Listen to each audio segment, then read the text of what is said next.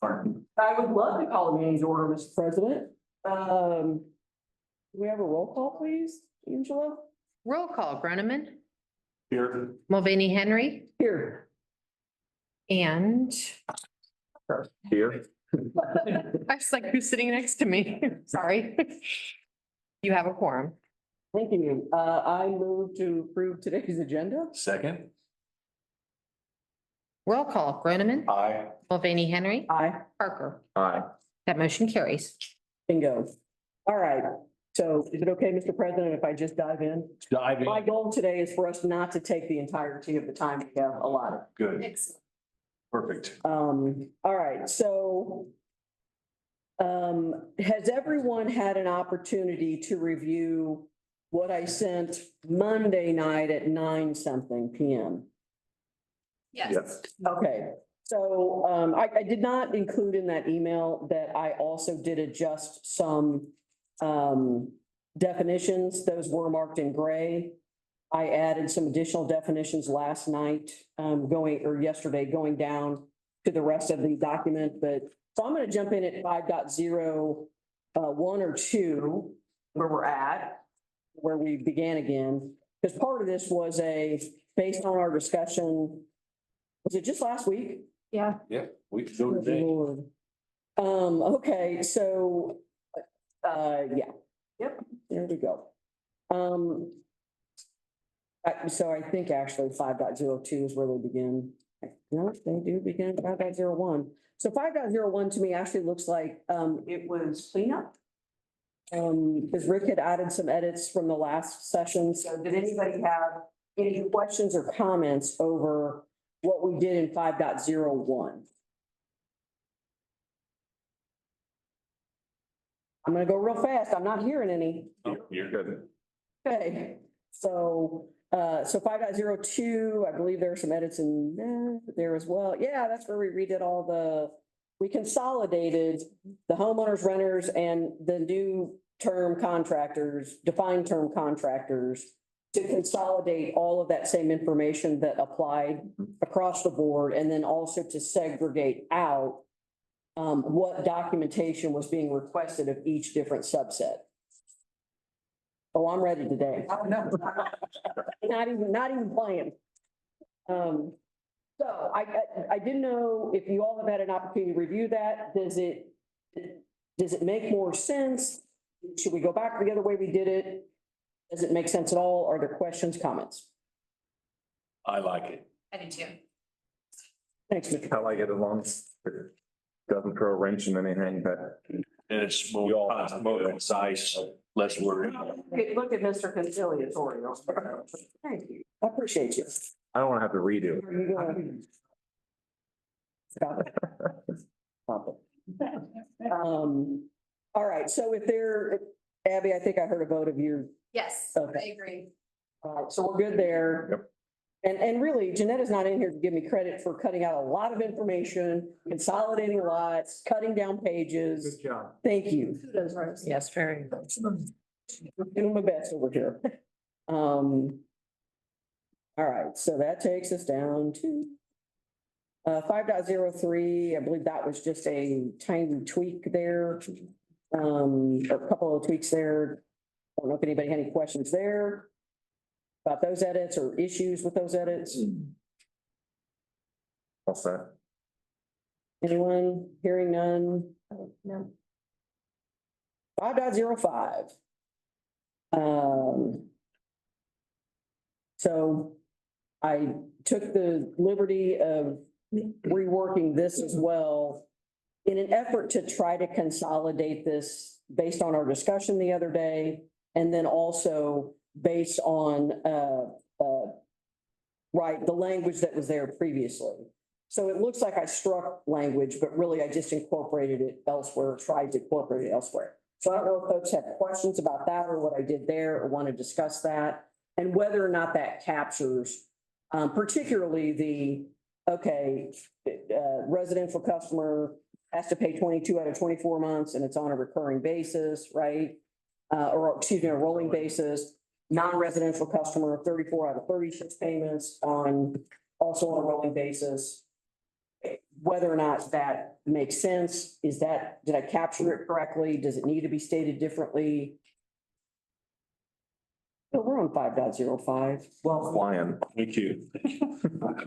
we're flying because That's there's no okay. way there's no way we're here till 2. That's okay. I'm banking on it. I like the rewording where the 22 out of 24 and the 34 out of 36. Like that. It's clear. It's clean and clear. It's clear. It's also similar to how cases he writes theirs. Hey, so will you guys, thank you, Mr. President, will you guys, just on that it's clean and clear, could you guys write a letter of recommendation for me anytime soon? Of course. But I haven't heard from Janetta herself to say that, you know, whether she has issues with it, so.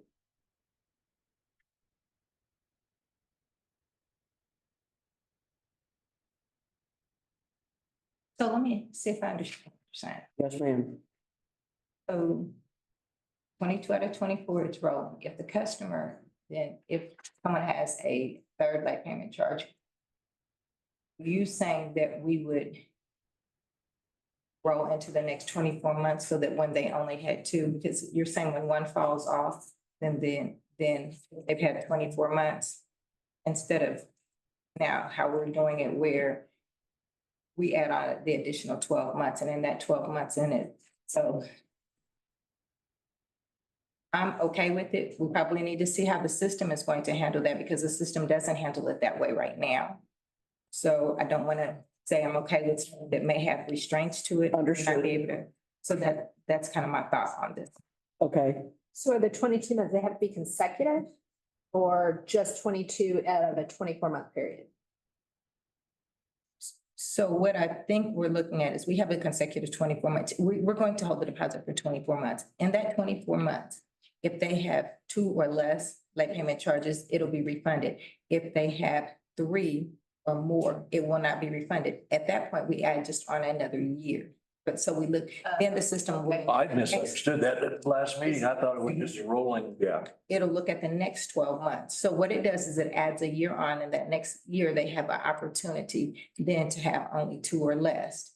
When something falls off and they don't add any more on, then one would fall off because they would fall off in a year. So one would fall off and then they would have within that 12 months and the system will look at it again and say, oh, now they meet the requirements, we'll refund this. If there's others that come on, then it won't. But it doesn't look at it like month to month.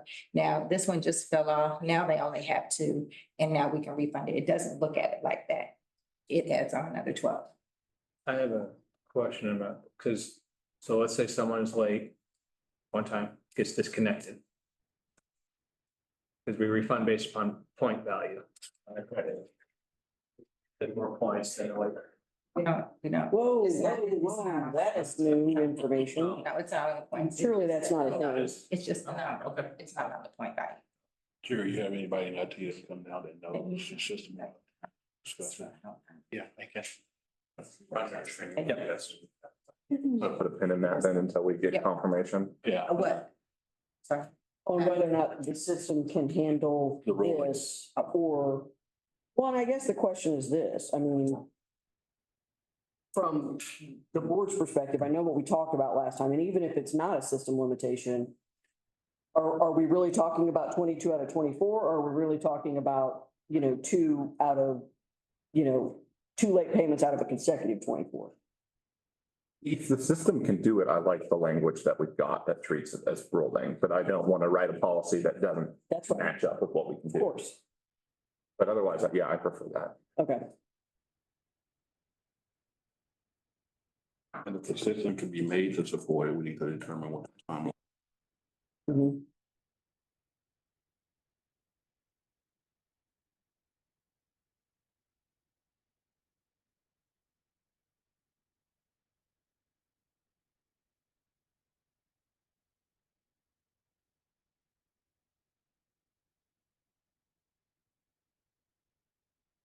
So with speed in mind, do we want to move on until we hear Yes. back from Jerry? Like where your head's at, Mr. President. Okay. And everything else in 5.05 did the eligible account, right? So it's sort of kind of defining that. And no, I did not actually put a definition in. I certainly can. We need to. But we were sort of throwing that around, you know, it's just for an eligible account. Well, what is eligible? Well, and I know you guys have had it listed below. Here's what makes it eligible, you know, to get that refund back within the 24 months. Right, and So I kind of did it in reverse. right, and so in the lower part, for any customer that is not eligible, account says as of the initial timely payment analysis, the deposit credit will be delayed. Thereafter, KCBPU shall review the most current 12-month period. And so that's putting it back into that 12-month period that I was talking about. So to me, that doesn't match up with the 22 out of 24. Because if we're just saying it's rolling to 24, that means if one falls off and we're rolling it into 24 months and now we have 24, then the 12 doesn't apply. So if we adopted the rolling, if the system could do that, could we potentially just strike that last sentence? It would have to, because it negates Yeah. what we're putting above. The bottom part would negate what we're putting. Because it would still be true, it's delayed, it would It is just be delayed. delayed until you get the 22 out of 24. It would be, Okay. exactly. Okay. Do I need to be making a change here? TBD. I mean, you can I'm adding the note that just saying, we would need to strike this if we can do, you know, if we can do it if the system allows us to do it on a rolling basis. In the first section, do we need quotes around eligible account? Well, do we need quotes around it? I didn't define it. I can. Because it's kind of defined as, you know, as it is, you know what I mean? I was just trying to Right. reverse because before it's just like, okay, for eligible accounts, well, what is an eligible account? And I know it was defined below, but to me, it just, I don't know. I don't want to say made more sense because it just was more orderly. But I can make it the thing. I don't care if there's quotes. I don't care if there's not. Whatever you want. I'm really amenable today, Angie. Okay, can we get rid of the quote? Yeah. Driving me nuts. Quotes are done. Thank you. A lot if it's not in the glossary. Yes, Okay, but I'll put it in the glossary. okay. Thank you. I don't have quotes, so I'm including them. What? There's no quotes around eligible accounts. Oh, at the bottom. No. Right there, Hang on, scroll up. Go back. a Tiny bit. right above the one that doesn't have quotes, there's quotes. Yeah, And little I, the last. third line down that you can see. Sorry. The very first subcategory up here. Go up, right there, look, There you go. right there. Got it. Apologize.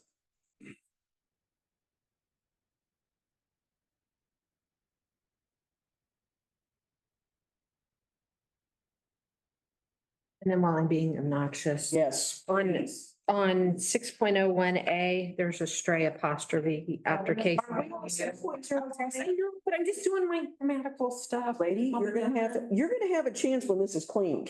So am I, so. I may need to get into a room and do it together and be like, Apostrophes. rock, paper, scissors. I don't know. Thank you. Now I can relax. Thank you. It's gone. Good thing neither one of us is OCD. Clean CDO in proper order. What did we take out in 6.01, just so I'm clear on what The we're at? KCBPU apostrophe, the S was already deleted. But the apostrophe was remit in green. So on 601A, the very first word. Got it. I'm sorry that I just spent a minute. Sorry that my eyes deceived me at 6:30 the other night. Right. Okay, so a couple of things are TBD then on 5.05. But we're gonna try to check on those even today and see if we can reach conclusion of those, right? And then I'm adding the definition up above, blah, blah, blah, et cetera. Okay, 6.01, Angie got her thing out of the way, so thank God. Yes, ma'am. Back to you. I know, you're adding a definition on what, I'm sorry? Eligible account. So we could strike the quotes around it, and I went back and forth on that, by the way, and I was like, I think I'm being lazy, to be honest, so. I saw the other. No, I understand. Well, I had to get it out because, and then I had community engagement meeting and.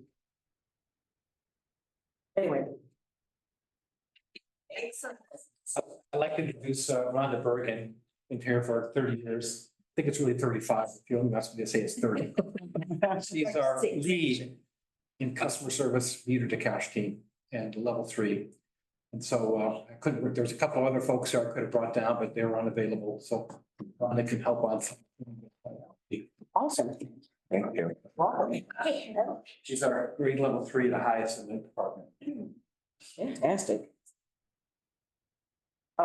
So who wants to tee up the rolling issue to see if Rhonda knows the answer to it or can? So this is, Rhonda, this is what we were talking about. So currently, when a deposit is assigned to an account, residential and or commercial, 24 or 36 months, then if they don't meet that requirement of having 2 or less late payment charges within that 24 months, then we go by the next 12 months. It's delayed and we look at the next 12 months. And then if within that 12 months, then they meet that criteria, only have 2 because one would have fallen off and they didn't get any other, 1 or more, based on if it was 3 or more.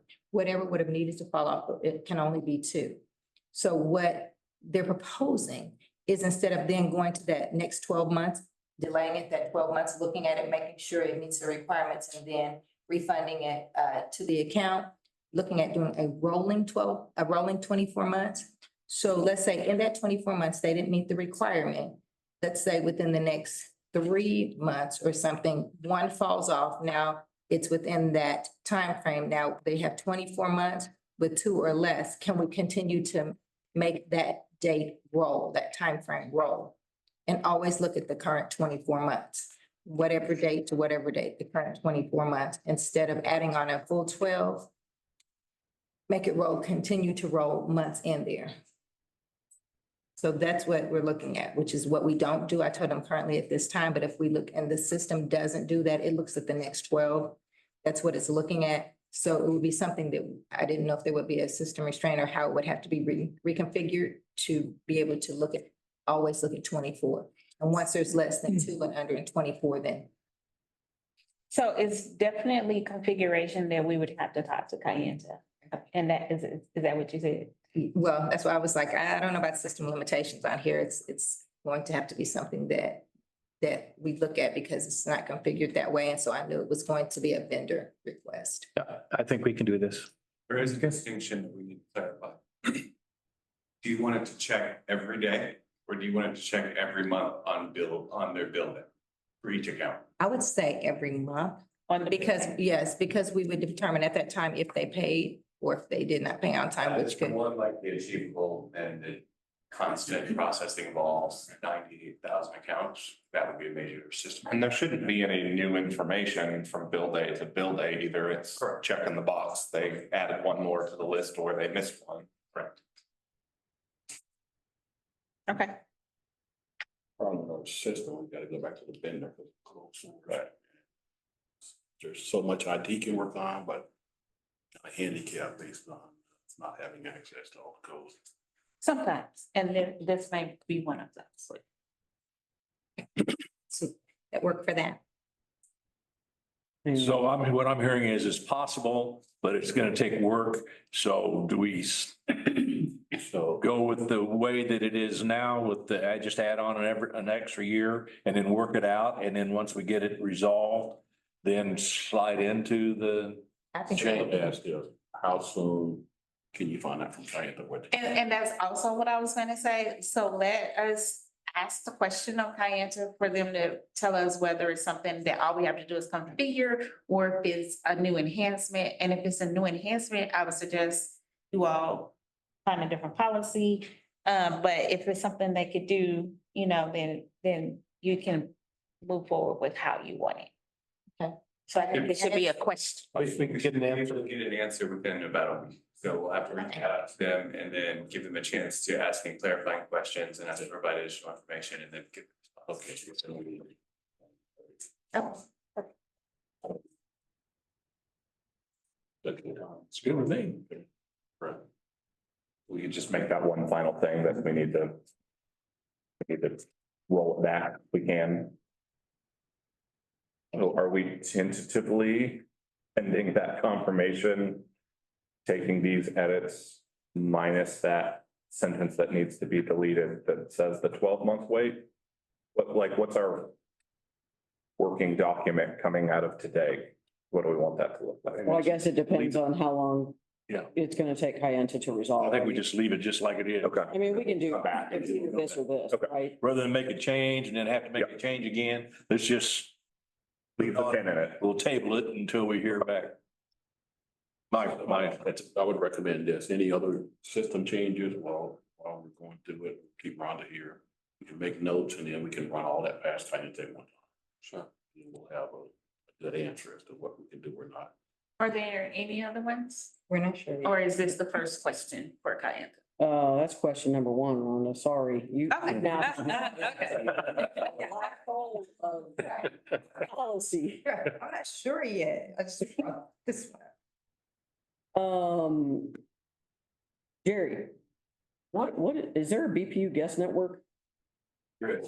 What is it? Thanks, thank you guys. Interesting. I realize, apologize, Jerry, I'm not speaking for him. His name is Jerry.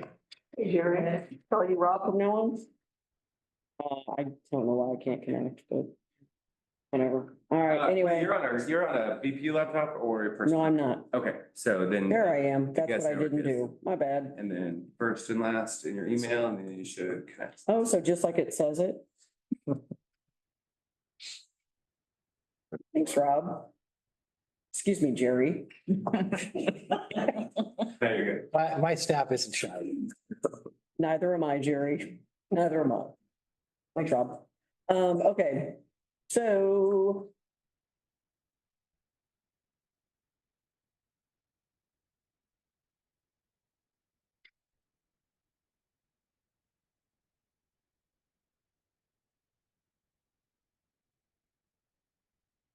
Hang on a second.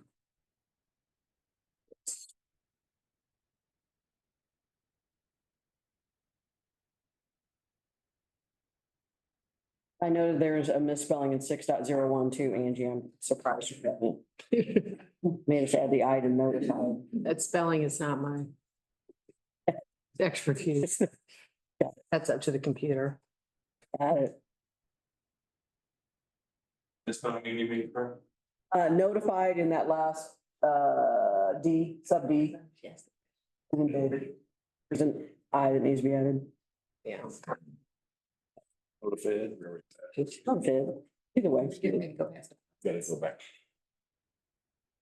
We need to go back something? deposits. You just asking questions. I wanted to know, you're gonna go back to those later regarding deposits, or are we doing that now? Or we're gonna. The questions about the information from Yes. February that we asked for? We can do that now, sure. So I believe your questions at that time were regarding, Well, I was reading from the note that Rob made, which I think, I think probably did it. So it was 12 months history of deposits, right? And then the amounts refunded in the prior 12 months and broken down between residential and non-residential.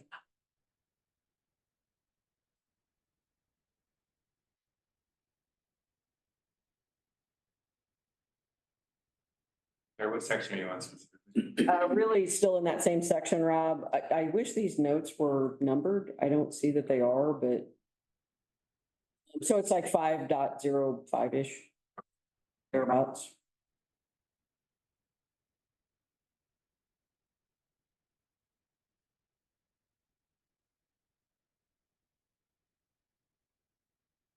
If you click on the notes, it will highlight where it was entered into the tax grid it's responsible. I see the printout has them numbered. Yeah. For what that is. Oh, the paper copy? Yeah. Very, so I've sent High-tech. Rob a couple of emails. He wants to, I sent you a couple of emails. One is going to talk about our current deposits that we've had in 23 and 24. The other one's going to talk about refunded deposits. And I also have the amount that you asked that we were holding customer deposits, that amount that you had asked Lori for. And I have that as well. Oh, that one's between 6.9 and 7. I mean, I know that from the budget. Okay, and I just got the exact amount today, just in case you want to know, Christie, Okay, cool. just in case you want to. Thank you. Okay.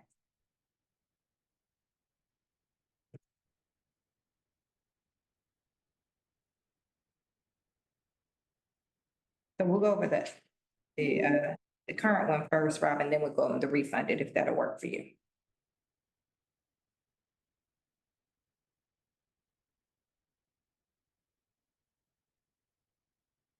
But I didn't see the same one twice.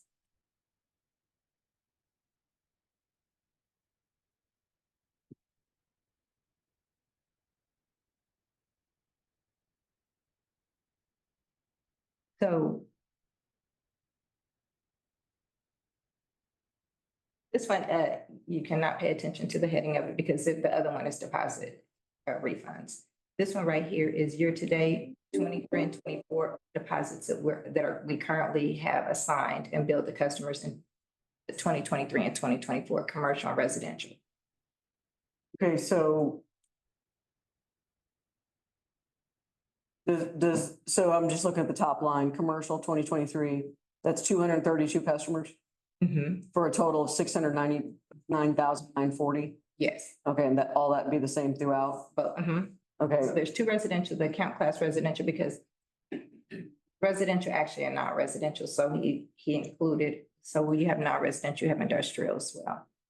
So that's what Trina explained to me. We have commercial, which are both of those are non-residential, which will be commercial and industrial. And then the bottom one is both residential. We have some that are, we call fixed, and they're the ones we do the late payment waiver, so they're fixed income. So those are numbers as well.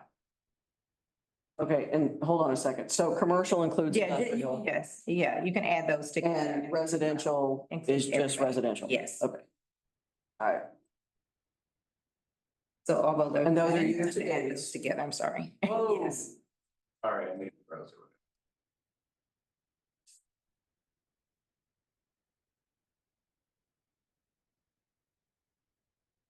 And 4,244 clearly does not represent the number of customers that we would have added in 2023, because we don't add at that rate, correct? New customers? Is that all? I mean, That would be, because there are instances where we assess deposits for other reasons, right? if they transfer service, Mhm. yes, those would be all that we've done in 23 and then in 24. Those are the deposits that were assessed. Okay, so, all right, and you guys will send us these numbers via email? Sure, I can. Thank you. Okay, and so, all right, so where's the refunds Okay. for the last 12 months? Or whatever you guys gathered? 23, got the, We did 23 and then 24 to date. At the time that I asked was back in May, so it would be up to 30. So I sent Rob that one too. So the email that I got from you, Ms. Janetta, it looks like it had a ticket associated. Yes, with and it, then, yeah. It looks like the, Yes, sir. that's what you want, okay. Yes. So I went ahead and pulled up the help desk ticketing system, that's this report.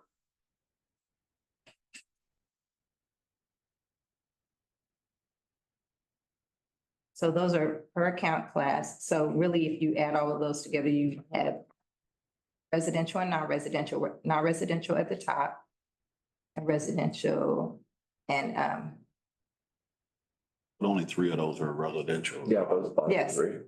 bottom three are the reason why it's cut down, we don't really need that, is because I asked for the account class, but for all the reasons they had been refunded. So you'll see, like, just like a commercial, one of them is bankruptcy, so we refunded deposit based on those.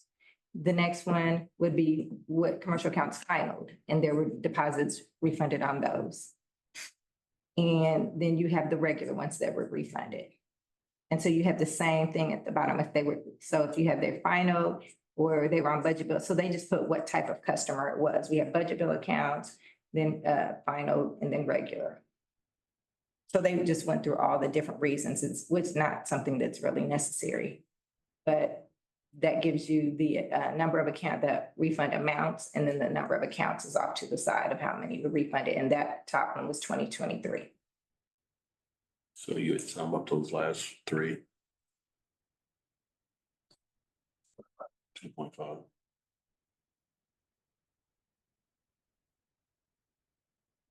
And the numbers are out to the side. And that's. So then 900,000.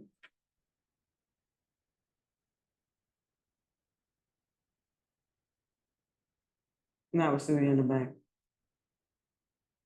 Yes, that was through the end of May, because I had, that's why I requested it.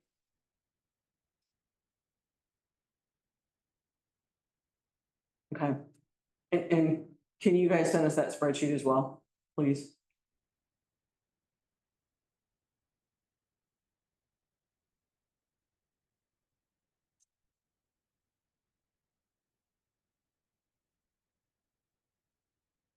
Okay.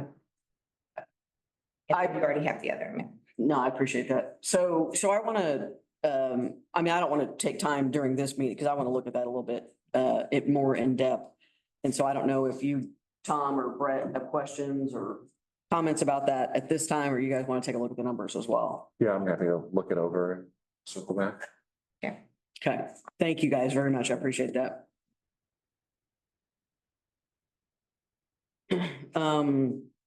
So 6.1, we've made 2 necessary edits there of the So I do have, strike and an add. Yes, ma'am.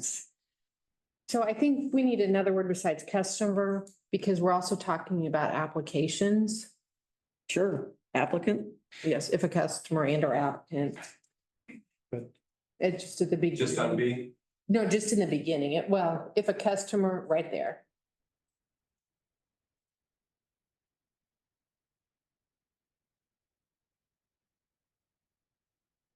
I think customer is appropriate on B because an applicant wouldn't have one.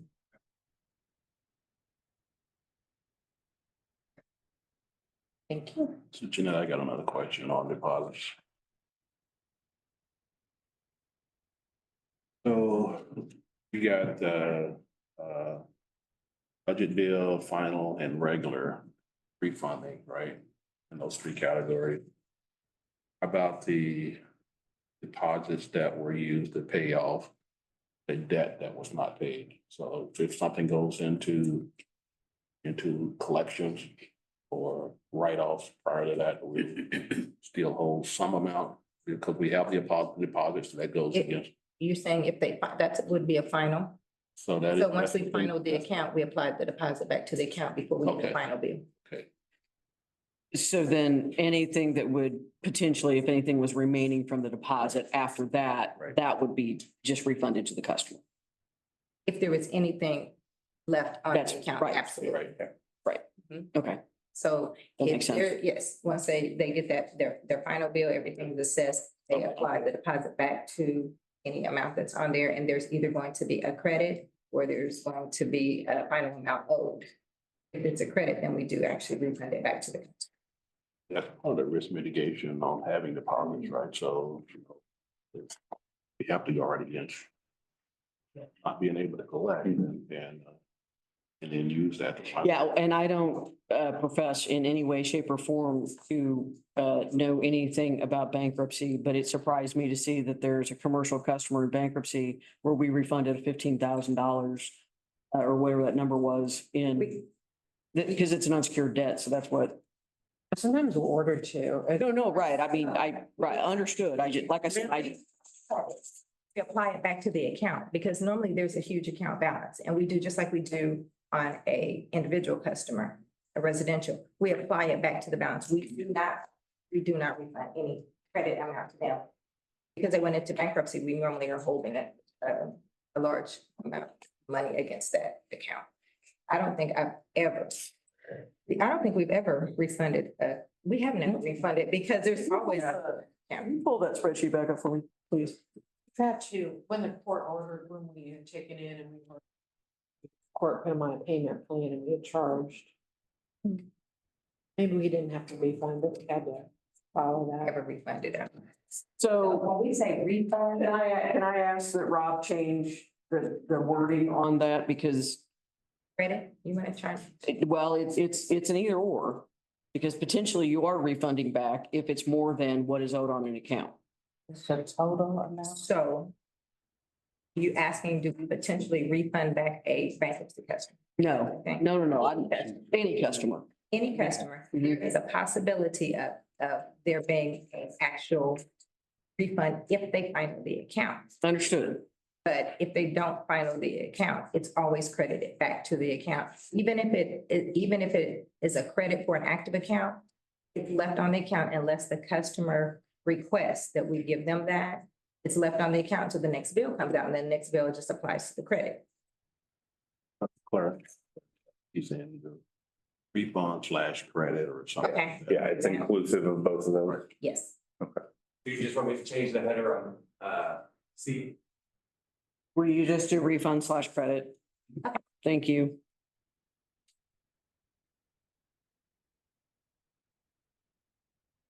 And then send it back out. I sent it out in the team, so I can send it back out after that.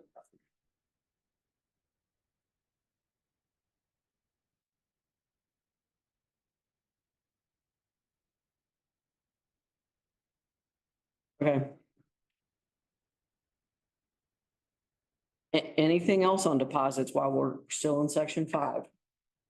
Did really good, you guys, for 15 minutes. Thanks, Rob.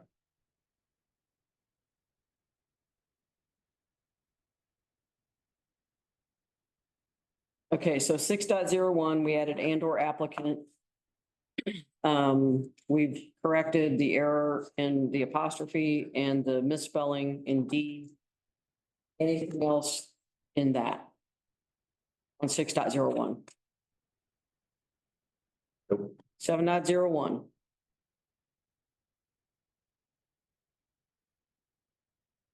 Yeah, so I've got a note there in the second paragraph. That we were gonna, that staff was gonna, and I honestly just don't recall. We may have talked about this and I don't know. I just didn't recall it. I didn't have any specific notes in my version of the document, so. Where did we land on requesting names of adult occupants in the house? Angela? I don't like it. I don't either. In fact, I think it's incredibly intrusive. And not, and there's no nexus between an adult occupant and the utility service contractually. And I understand that we have customers that game the system by rotating the names on the account, but We're making a policy that's focused on a less than 1%. well, it's probably more, but we can't go after them. If they- we can't That's right. ban them from the residence. We have no jurisdiction to do any of that. If their name is on the paperwork that we requested, so that's. if their Okay, name is on but then it. wouldn't they be a joint account holder? Because if the sentence above or the paragraph above says if when 2 or more persons are joint account holders. Right? So if you got 2 or more and they're on there, then that's who's responsible on this account. Right? So then if I've got an 18-year-old son in my house that's not on the account, we're gonna ask for him? We do not, But some- because we don't. But this would allow us to. Hold on, let's talk about this. Yeah, well, I mean, we've talked about it. That's what I'm saying. No, I'm with you. So you could put somebody else's name on account for a different purpose of them having responsibility on the bill, right? They just want to be an observer. So, So they can be an authorized user to Yeah. defined term, right? right. They have access to no financial responsibility. Absolutely. Secondary account holder responsibility. Right. Okay, Yep, I just want to line all that back. no, but all these people, I mean, if we look at what the rework above, I mean, they have to be on the paperwork. So, sorry, go ahead. Yeah, go ahead. Sometimes the owner might have the 18-year-old sign the lease. So I'm just saying. But if they're on the paperwork, they have to be on the account. I mean, that's how I read the language above. I don't know if you guys read it I differently. think we might be using paperwork differently, because I think what you guys are saying is if I'm a renter and I apply for BPU service, and as my documentation, I turn in a lease that has me and 3 other names on it. Yes. But my 3 friends or roommates Their did name. not fill out anything, and we haven't otherwise put them down anywhere for BPU service.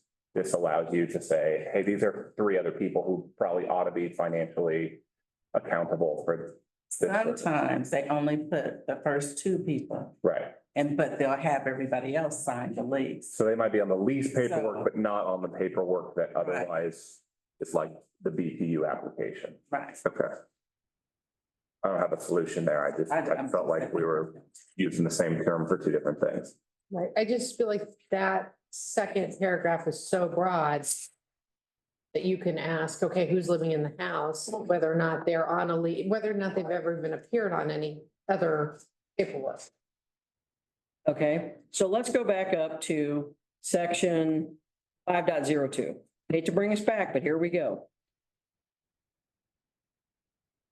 So 5.02, and I hate the fact that we don't have real subsections, but so I'm down in sort of the new gray, down in the section under that says, So change. well, no, I was even right above that. Just Okay. I reread it. So if you read that one, so all property owners, right, and all renters who reside at the property being served, let's just take all the other parts out now, Mhm. who sign for services that and or will be responsible for the services at the property. That, I gotta read that. Hold on a second. So all renters who reside at the property will be responsible for the services at the property to be served are required to complete the application process. But right there, everybody who's on the lease has to do this thing. So if we're not doing that on the front end, that's on us, right? I'm not saying it's right, and I mean, but that should be part of our process. Like if there's 4 people on the lease, We request. Information from. right, and which goes down to little Romanet, little number 2 down below that says renters must provide a copy of their lease, all signers must provide. So that handles that situation, right? So which goes back to Andy's point of what else, what's the universe of we might ask for whatever the adult occupants are. That's where I'm really stuck on that one. If you take that, we've already given ourselves the authority to require that. We have.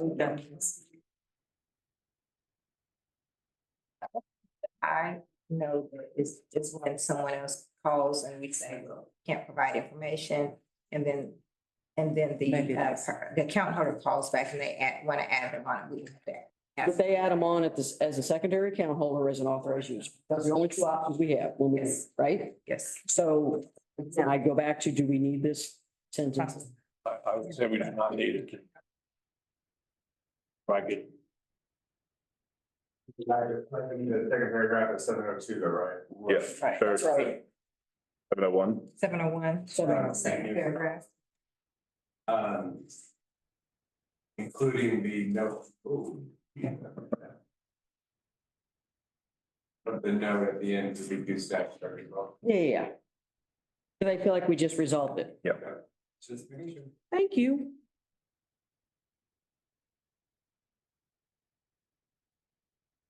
Yeah, there's a lot of primaries and secondaries going on in these next couple paragraphs, so tell me if it makes any sense. Or tell us. Please.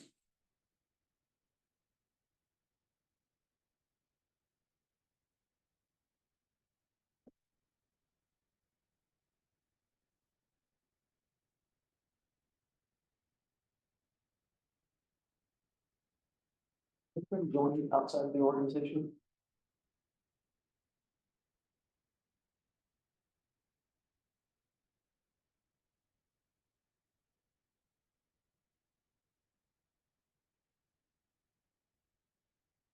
Primary account holder can add a secondary. Either a primary or a secondary can add an authorized user. One secondary account holder could not add an additional secondary account. Question for staff. Okay. That's certainly not how I understand it, but I don't know. Okay. Good question.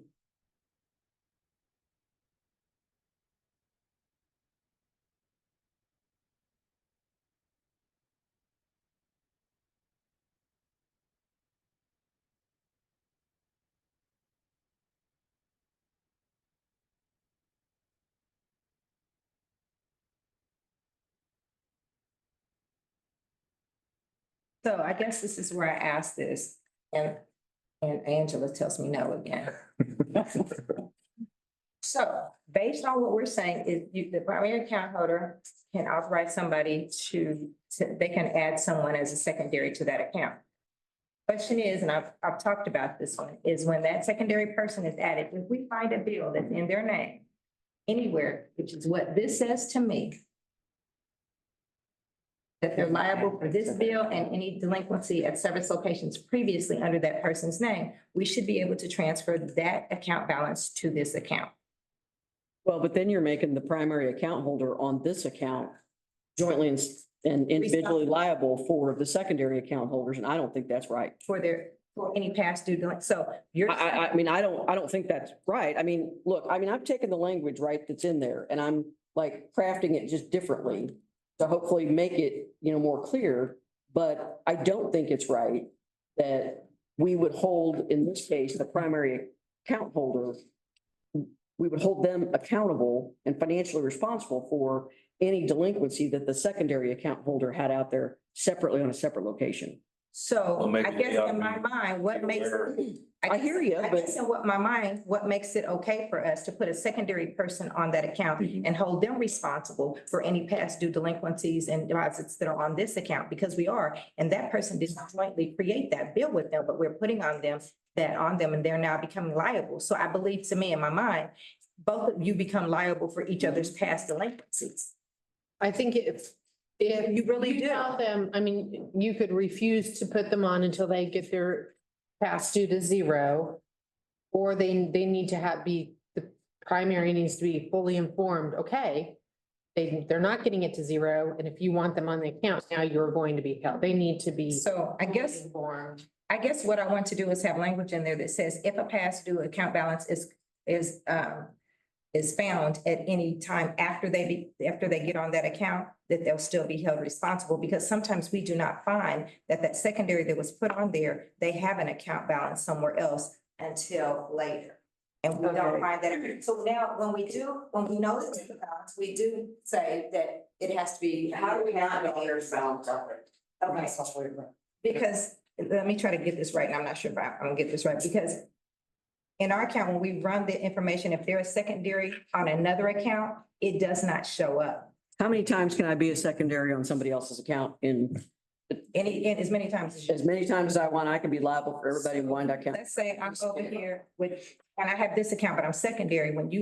If Mark adds me to his account, the information doesn't immediately present itself that I'm the secondary on another one, so we may not see that. It may be found out later.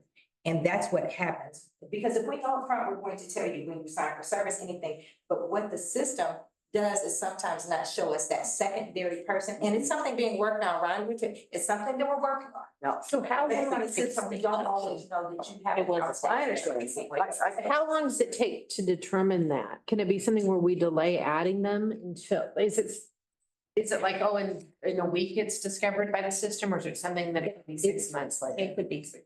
That's what I'm saying. It could be a period of time until it's somehow discovered that they have a balance somewhere else. I just don't want to say that we never will do that when we find that information out.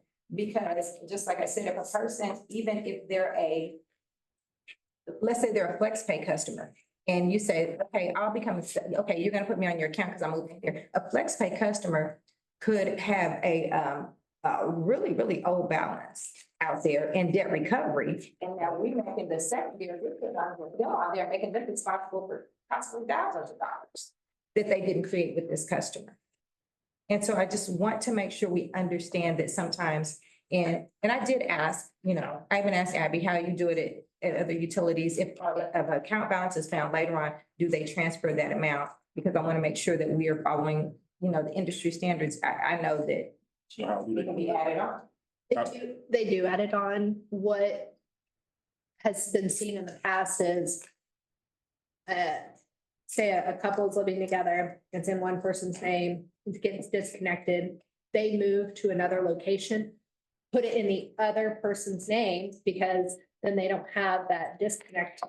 And they, Evergy, Kansas Gas, they have fraud department that do nothing but try to connect past debt to current account holders and try to pair those together.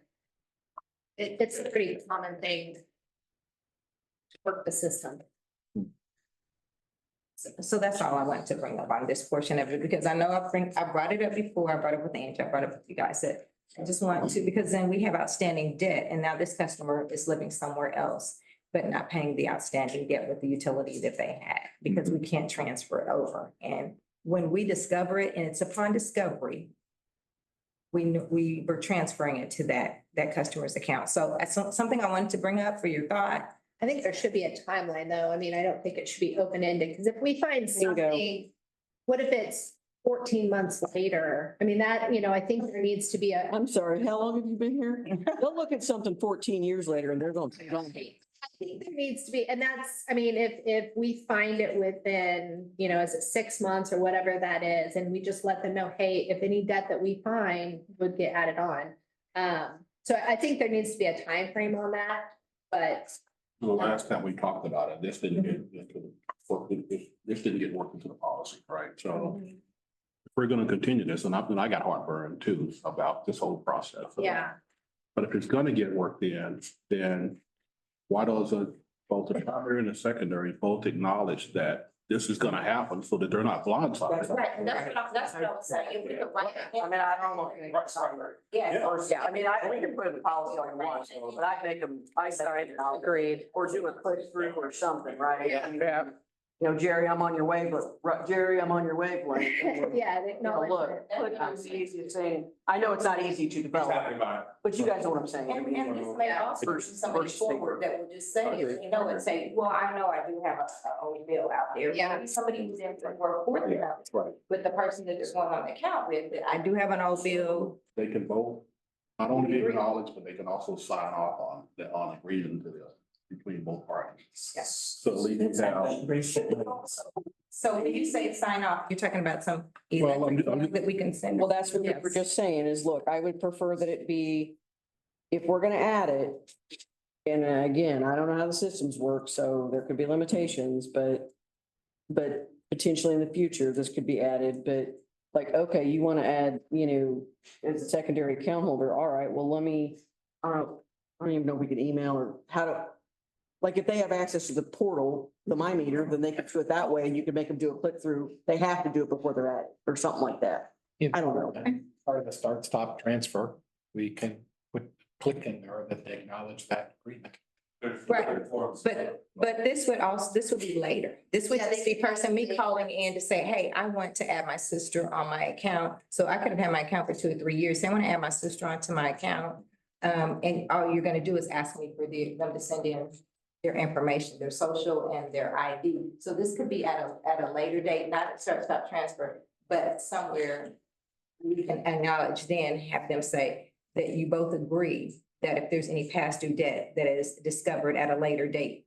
Like a, In the interim, we could do a paper form, right? If they can email back. I mean, we all hate that is too manual, but we can have email notification that says, click this link for return back and consent. Yeah. I feel more comfortable with that. But because, there's a number of reasons why people will ask somebody else to be on their account. They're either elderly, they have financial problems.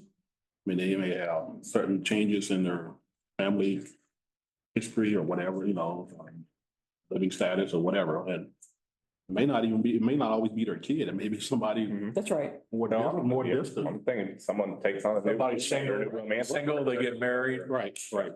So, there's a lot of factors that come into play, and that person if I'm asking Tom, I don't know what Tom's history is, but all of a sudden now I'm being made whole with everything Tom did in the past. Thank you.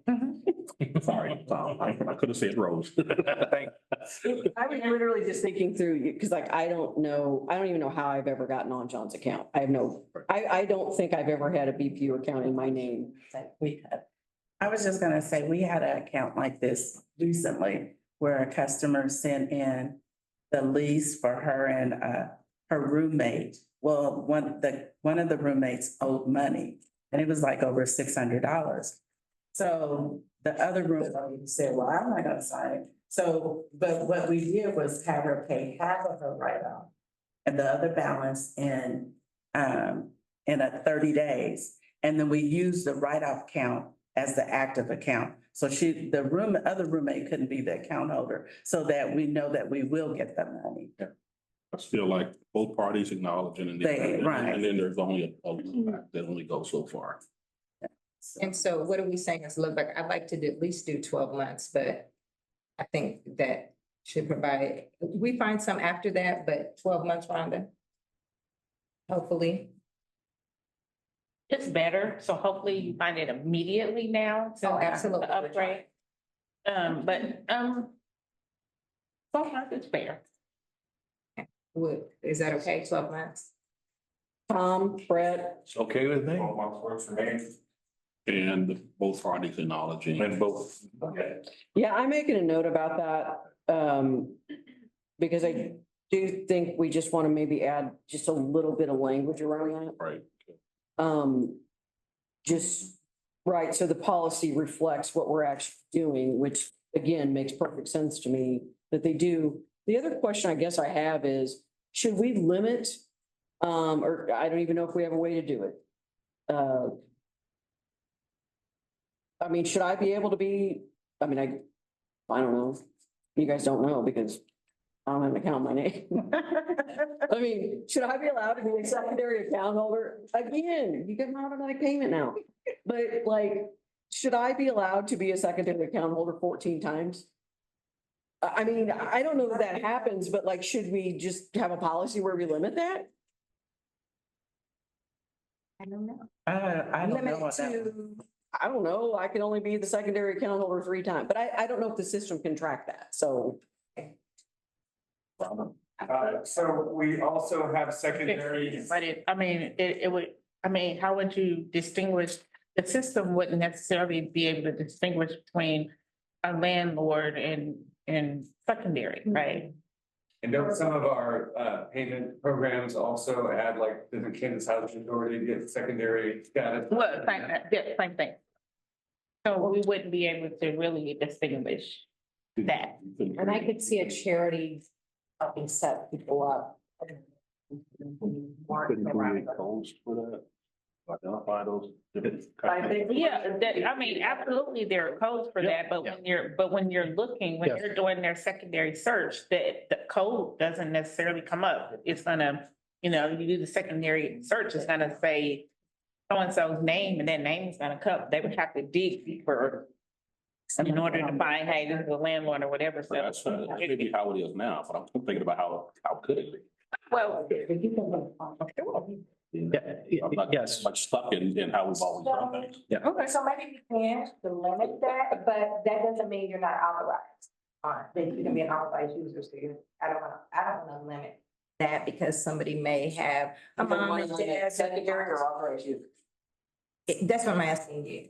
Oh, I don't wanna- Secondary becomes financially responsible. Right, that's what I'm concerned about. Authorized means that you can be able to. Put me on all day long. Information. Yeah. So we're talking about secondary. Well, I mean, I don't know. I don't know if it's a big deal. I don't know. think Big deal. we had that right on more than two, theirs and then somebody else. I'm limiting it, What is the nefarious reason someone would become the secondary? that I want to pay everyone's BPU bill. I mean, Like, you're welcome. right, I mean, no, you're right. It's like that it really Yeah. doesn't compute. I'm making an issue that's not an issue. Forget it. I apologize. Move on. Well, Something needs to be in here on individual liability or no? That was why I brought it up. well, I've got a note that I need to add a tweak in here based on this discussion. Okay, thank you. So we're clear what happens here. And yeah, so hopefully you guys are always gonna have somebody to collect from. Any issue with the authorized user little paragraph?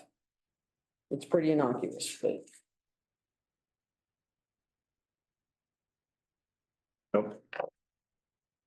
Sir? Yes. President? Good. Okay, 7.02. Oh, God, Angie's gonna make me take this out, which I understand. Way ahead of you, Angie. She's like, I'm not paying attention. So take the quotes out. And I'm gonna add a note that I'm gonna add that as a definition, Rob. For our. Designated account holder. But you know what? Don't add the note until folks, I guess, until we have discussion about this and see if folks agree to the first paragraph, how it's, is it reflective of what we talked about in the past and or I mean, I guess does it make sense and does it work for staff?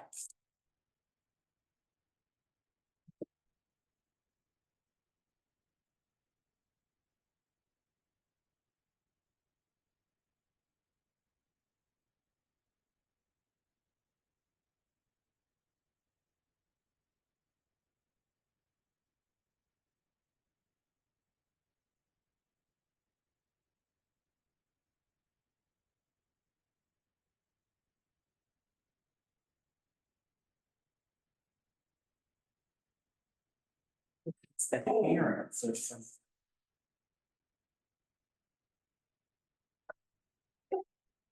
Well, it's up the top of it, then it probably go away. I Let's say deleted it, deleted the section that was part of there.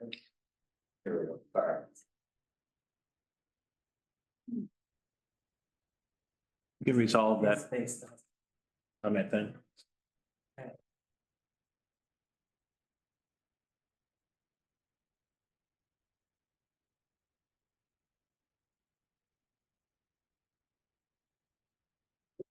Would it be helpful if you made that section clean? So there's no red lines in it? Is that helpful? If he would make it clean? Yeah, because I can't. Yeah. I'm sorry, I almost sent out a clean version for that purpose and I didn't, so sorry. Yeah, can you just make the whole section clean? And, yeah.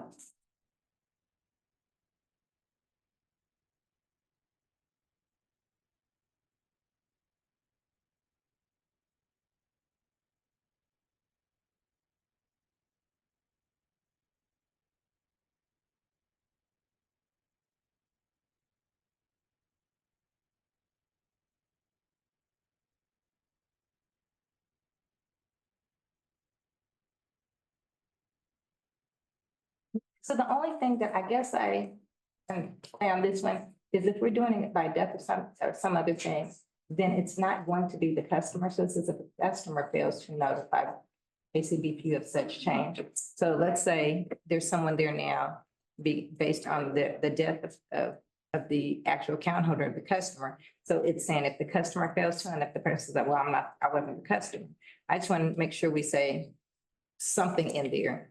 That's fine, We but the cover that. original language says customers having a change in status, Yes. you know, to a designated account holder must notify, so, 7.3 is specifically about a deceased Changes. account holder. right. We added an A in the first line, because 102 rows.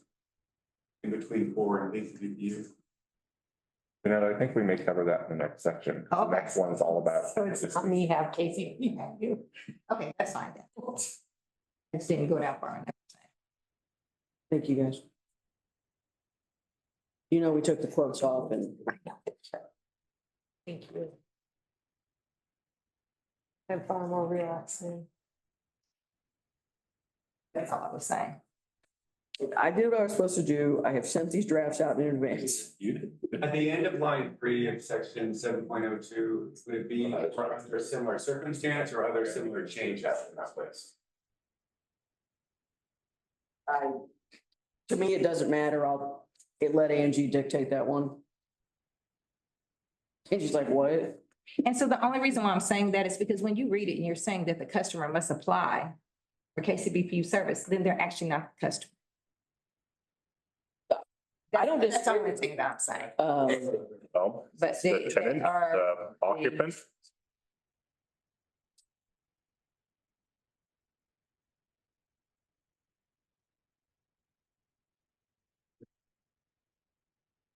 But it's not necessarily even specifically tenant because if I want to be financially responsible for the new account.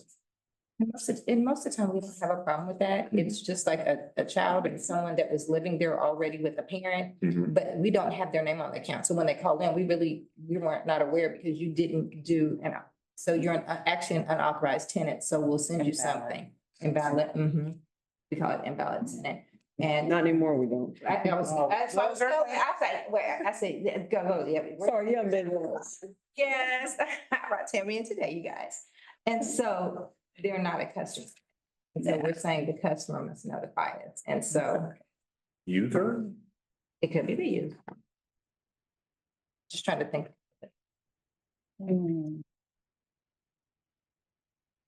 Send a unauthorized notification to the user.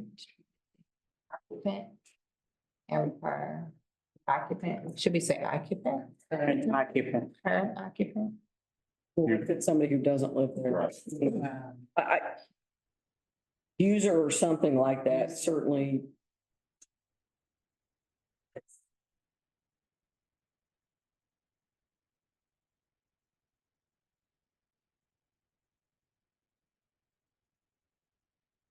I was just thinking. No, that makes sense, and it does need to be changed. You're absolutely right. So you want to change customer to user? Don't know yet. Do it for now, but we'll work on that, or I'll work on that.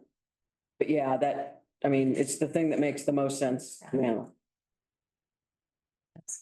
Would you rather user or resident? Not be a resident of. Location. The same thing, I can, in front of they're actually living there, but someone else, they leave a certain spot. That maybe there's no usage, but they're having to still get a bill. So if they say- Individual responsible for service? They're not responsible yet. The responsible party. The responsible party. Or the trustee, well, it's not. But that's the thing. I mean, they may not be legally responsible to pay the bill at that point. You know what I mean? So. User really is the same. We can come up with something. Okay. We can come up with something that captures it, hopefully.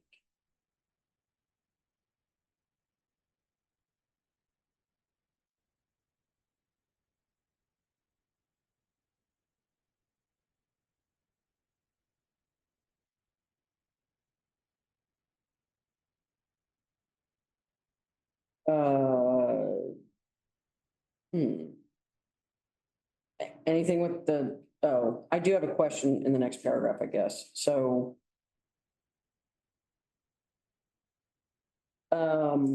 So the person, after this change in status happens, a person who takes it over, right, they gotta transfer the source of their name. After the account balance has to be brought to zero. Deposit may, be assessed, right? And or charges to the payment plans required. I know we talked about this. I still don't know what it means. If the account has to be brought to a zero, they don't owe anything. That's right. That's why it doesn't make sense. That's why that language doesn't make sense to me. Last time I didn't quite. So let's say somebody had payment. And then somebody else. It says charges to the payment. So what charges would be on payment? If they equal payment plan, we still make them bring it to a zero balance. I mean, whether there's a payment plan in place or not, We still. On that account. So they still. so you don't necessarily transfer the payment plan over to that new individual. That makes sense to me, but So I'm not sure. that. Unless it's an elder. If they're on. But usually we tell them to pay that. So if we do that, No balance. So there's no. We can't think of a situation where there would be a payment plan. Set up on EPP, they true it up, so you have a zero balance. If they have a outstanding balance, it has to be brought to a zero balance. So in any case, so we think that covers the scenario and we can strike that last and or charges to the payment plans required. But yeah. Go ahead. Come on. What if? Okay, what if the account was fine? And and then the very next day, somebody comes in and wants service. And they've been living there all the time. And like sometimes they'll send in their ID and it'll have that address on it.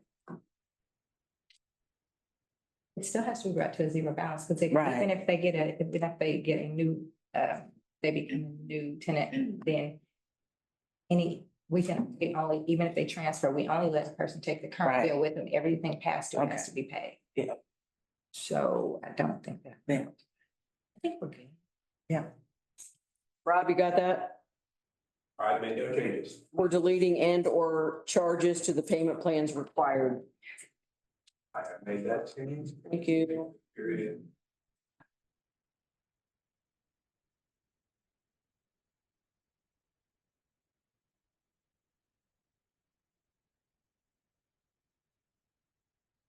That brings us up to 7.03 and a deceased account holder. I don't know if you need to take the track changes off of that one for the review. I don't know.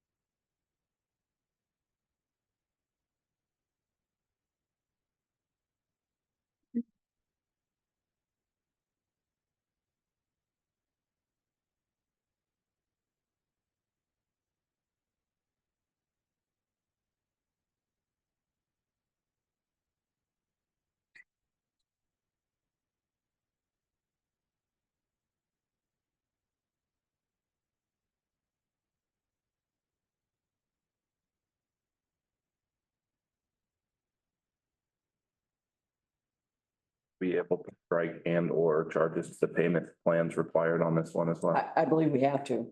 So based on that discussion, So ma'am, at the beginning, in a new responsible party, is the responsible party but assume if where we assume that they have the authority to do so? Since you're saying that they have to do it in order to continue service, if they don't do it, then you just can't continue service at that location. Right, but they provide the death certificate, but that doesn't necessarily tell us that they have any authority. So what you're saying, I think, is that they would need to become the owner at the courthouse and thing, or something like that. Something showing us that they have the authority over the property. So, Going to probate. but exactly, if it goes to probate or if something happens, Right. that's the reason why that actually we did this. Is one of the things that happens is they're not the designated homeowner or something like that, but they're living there and they want to take responsibility for paying the bill. That's where we came up with that information. We also realized that sometimes it takes months and months and months to go through that process. And we allow somebody to say, I'm going to be responsible for this house, this bill. So what do we do? And I appreciate it, because I know you've helped people out, but, we've also had the case where someone else has the right, like, where we get in the middle, someone else actually has, has a transfer on death deed, but another sibling's been living there. But aren't we only really objecting to someone paying the bill then? Well, we've all. Like, we're not giving them ownership of the No. property. No, but we've had them also then cut the services to try and get somebody out. okay, so in And that's the addition to person getting the that- death. Oh, I'm sorry. No, I said, and that's when a person can prove that they're actually the person that should be in that location. And they want to sign for service, or they don't want the services on, they do have it. But if they bring that paperwork, like transfer on death deed, if they do get that paperwork and the courthouse then says that they're owner, then the person that is in there that we have given that responsibility to, To pay the bill, we've only given them responsibility, we have not made them the owner. So then we can transfer it to the owner, that person would then have to pay any outstanding bill they had, is what we've done in the past. In addition to requesting a death certificate or obituary, can we also request legal, the new responsible party's legal authority to assume the account? And we have, but, and I think Janetta's point is that sometimes they don't, it takes a while to get. At least six. It sometimes takes a long time. That's why we in the interim allowed someone to be responsible for that account, because they're saying, I want to be responsible. If we have legal paperwork that's brought to us at a later date showing another owner, then that's when we then would have to transfer it to their name, because they're the legal owner. And if they then say that it's going to be so, we would have to do that based on that. But it's just so many times that we have come to the realization that people aren't as proactive sometimes in assigning different things, and then it goes, there's somebody there. Sometimes. And yes, The bills get out of control. yes, and so that's why we've allowed them to put their name on it. They're willing to take responsibility for the bill, but the owner at the UG may be somewhat different because the paperwork's not in order yet. And I mean, I don't know how you would say if someone else brings proof of legal ownership, legal ownership or legal authority over the property, then this account will be fine older. the current service can probably be finalized and it transferred, or new service begins in that person's name. Continued provisional service will be handled on a case by case basis or something like that. The only way you can add that in. Continued provisional service will be viewed on a case by case basis. Right, so you can ask for the document, and in the absence of that document, continued service would be up to the BPU on how to.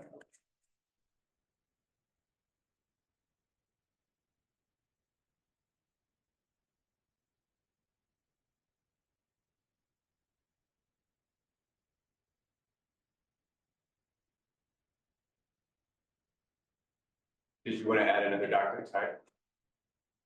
Not yet. Sure.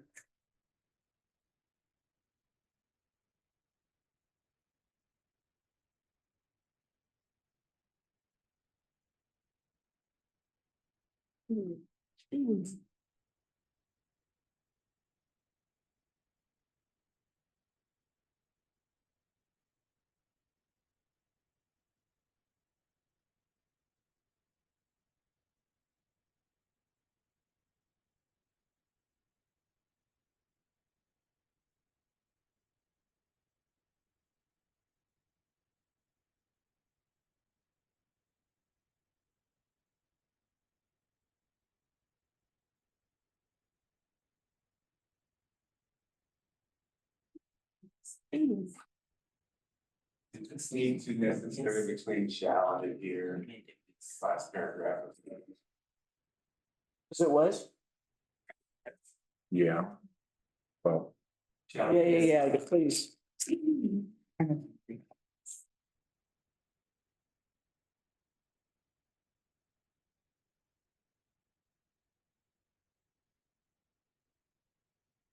I'll take a rewrite on this one to try to account for the discussion. I just finished my note.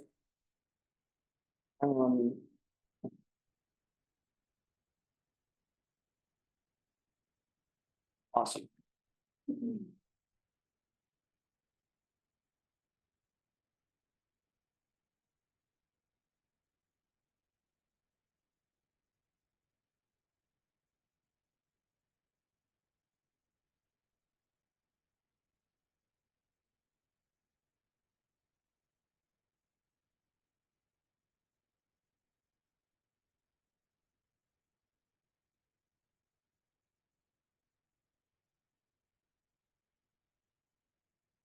Um, 8.01.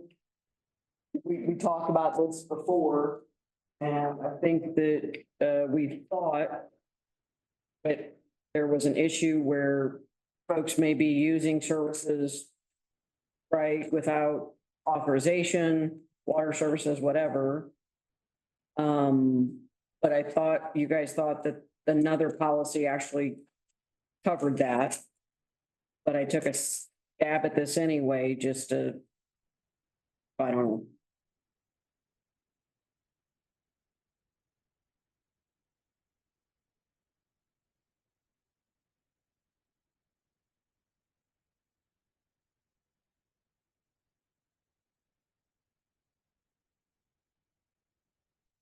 And should, on 8.0, it should be rates, fees and charges. It actually should be charges capital C because that's a new, which includes everything, including unified government charges. Service. If I heard. Yes.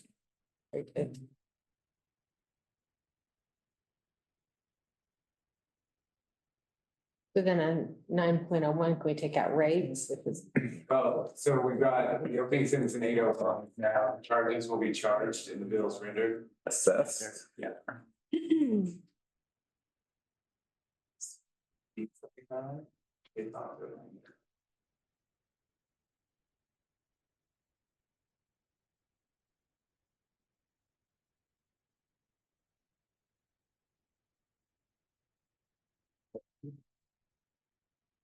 Yeah. So I was only trying to make sure this covered some of our situations. I just kind of think about situations where maybe a customer has a lease agreement, or rental agreement that says that their date on there and the date that it was signed was June 2nd, June 1st. But they present their paperwork to us now, but they've been living in there since then. So we go back to the date of the lease and we backbill them for that time that they were in here. Because that's the date of what the lease. So then they used it. So does Yes, I just want to make sure I was asking. subsection 2, does that cover it? I said, does that? They used it. I mean, if we can, I suppose, prove that they used it. And the only thing that I think I've run up against where the people said, we didn't move in then. And so anything that was used during that time was, we have this is the date, but we didn't move in for a month. We just got at least, then we have that time to who does that belong to? So somebody final and somebody doesn't start service to here, but they're saying that there's usage during that time. Well, then it might be in an apartment complex name, so. So that would have been the landlord. Mhm. But I'm saying if it was a home. It was a. Yeah, and I'm Right. renting out this house. They're saying, well, it may be back to this date, Right. but that wasn't a usage. We tried to determine. Just making sure that we can go back to the date of the actual paperwork is what we actually did. Get the policy calling out the customer has to use the service in order to be billed for it. Should be services at that location. Send it by that specific customer. Because they're responsible for the service and use the location. What I'm hearing is if they tell you we didn't move in, then you tell me who's using it. I don't know. So that, yes, they're just notifying us that they just moved in and they're trying to get new service. We look at their paperwork, it's back in June. So we say, well, we'll backdate the account to June 1st, and they'll say, well, there's usage that I wasn't in there that I had to pay for. So that has come up before, but I just want to make sure that we're able to, when it is real, they were actually living there, we're able to backdate to the date of service, which I think this covers. And the other one will just, I think of situation. Okay, well, the current policy as it reads is that it'll be the date that they first requested. So I guess I'm struggling with how the current policy addresses that scenario, because I don't know that it does. Because if they requested June 14th, but their lease says June 1, you're gonna go back to that anyway, right? Go back to what the date of the lease is, correct? Not necessarily, Okay. no. Because some people might not have moved in there, so we're gonna go from where they are. But this doesn't, Are you going out to make sure they moved in? I mean, nobody's doing the spot check. If there's usage, we're gonna go backdate it because most likely they've been there. But well, wouldn't it be in someone's name? Not necessarily. So once somebody, so I say I'm moving out, it's not cut. Well, what if you didn't tell them you were moving out until 2 weeks later? No, Then you- that's my problem. I go for that. And if it's a. Unless you have a lease that says, Still my problem. Then you If have. I don't cut the if I don't cut the service, if I don't tell BPU, I'm. And so as long as we cover, because just like Tammy said, you have the owner call and say, well, the tenant's been living there. You So know, we have that to shouldn't be take- under me, and we can go from the date of the lease agreement. I'm in a house or apartment, or I come in to sign up for service. Listen for me. I hear that. Rest for current tenant, okay. If I say I wanna move in on the third of whatever month.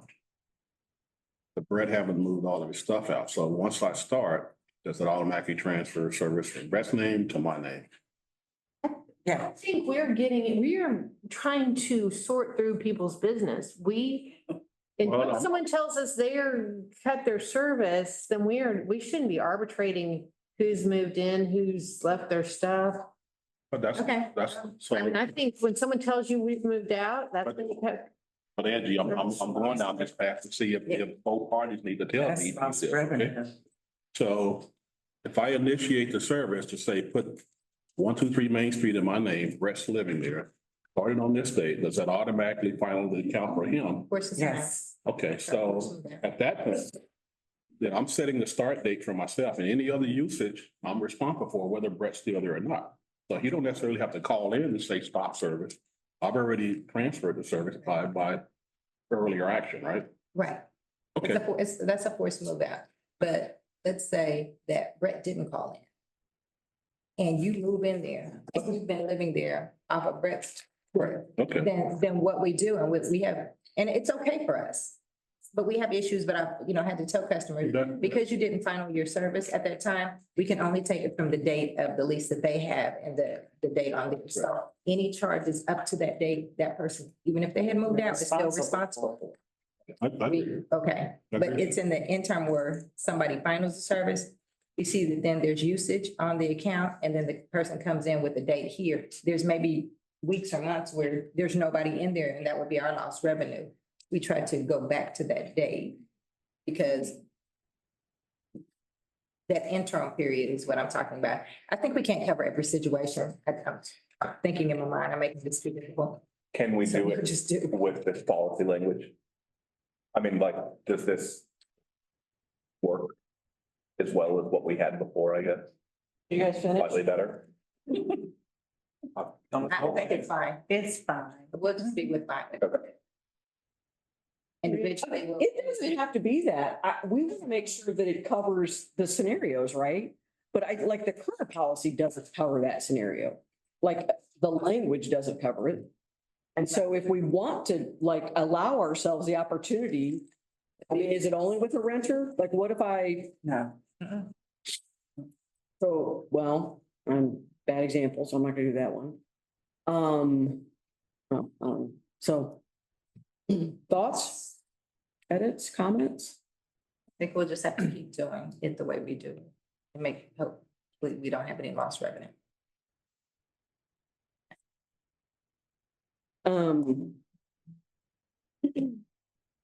Well, they make a statement about the UG there and I just cut myself, so I didn't say it.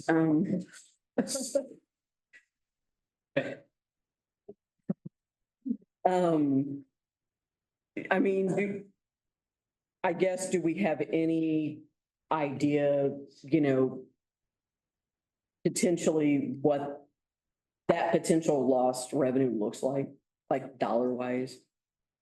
I mean, are we talking tens of thousands of dollars or I just don't, I really don't. know.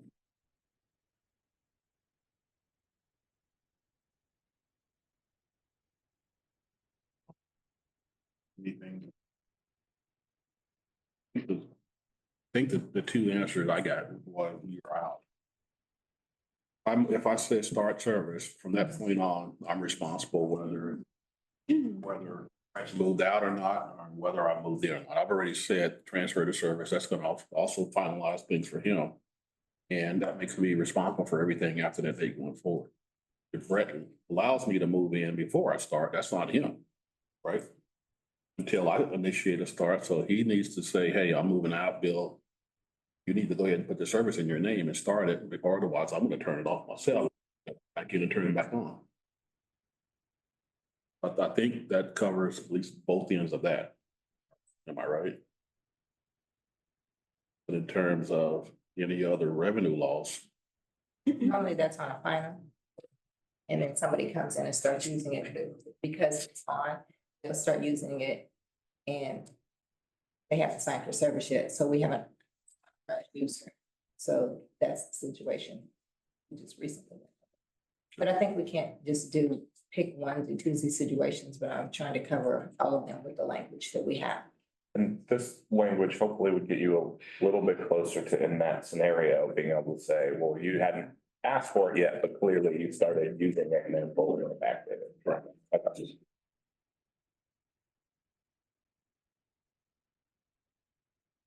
so we're good. I'm good. Never did I ever think that 8.01 would be that. I think it's just because I'm thinking of a situation that just happened and I applied it to this and how it could have worked out better. Alrighty.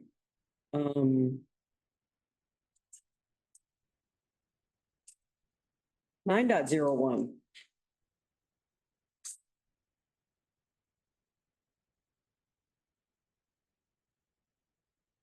We need. I didn't look at charges, but do we need rates and charges or is it just? Well, let's go back up and look at charges, because I just looked at that to see if it incorporated.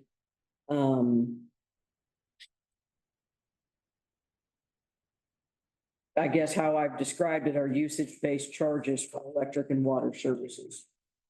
Right, so we can certainly incorporate the word rates into that, but I don't think you need.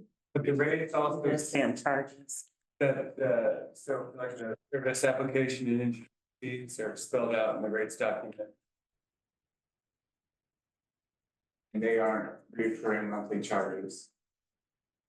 so there could be non-recurring charges as well.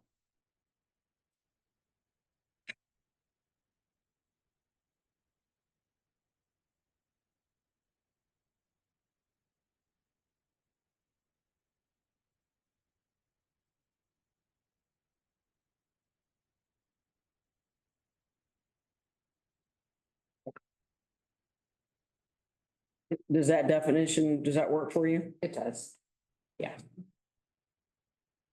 Well, or the rates and charge, like I'm more looking at 901 after I looked at it and I'm good with 901 and. Well, but do you think rates is still necessary in 9.01? I'm not sure that it is. I'm not sure that it is either. I don't see in your charges where you're doing the non-rate. I added it in mine. Oh, It's not there. Okay. So I actually opened it with means any non-recurring charges assessed by case BPU, comma. Sorry. You're good.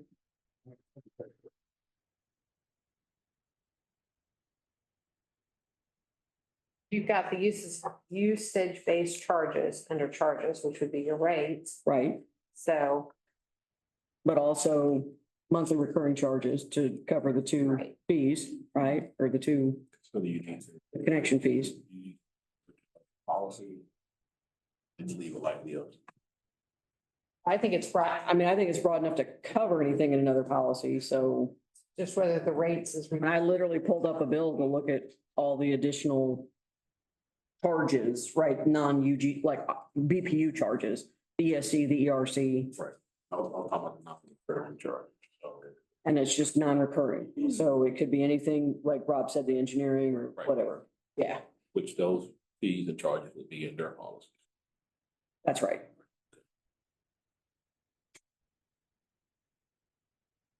You added the word monthly, Sorry? you added the word month. that what that is around? That second paragraph. This is already got, I did not add that, no. all I did was. There's a comment on it, Rob, there's a comment on monthly. Yeah. And I was very taken aback by the word curious. I can't even say it. Yes, I mean, it was very impressed. Are you like Mensa, like you? No, I just had a bunch of weird jobs that made me learn specific words, and so I created this word. Sorry. Okay. We need to take out, to go back at, or still, Are we on charges or 9.01? 9.01, just the rates, and should it be rates and charges or just charges? Because we're only, I agree that I think it should just be charges based on the attempt at a more comprehensive definition. I think we need to take it out, rates out of the title. Oh. Yeah, good call. And it's also on the side. You were thorough. And like, do you want, you like your headings on the side or above? Or both? Working on it. I actually added the definition, Eugene. And to make sure I didn't have to type it out 4 more times I use it. Few copies. I think monthly came up for a reason. Just to take it. At various times, a person may not get a bill that specific month. It comes the next month and they may get 2 bills in that month. They're not due in that month. And so I just wanted to make sure monthly was okay. But they are charged monthly minimum charges. I mean, they may appear differently. We're not saying it's a bill, we're saying Okay, that's the charges apply. I said they are for that month though, even if they don't. Well, go down to 10.01, we're gonna pick that up again. She said, don't move them all.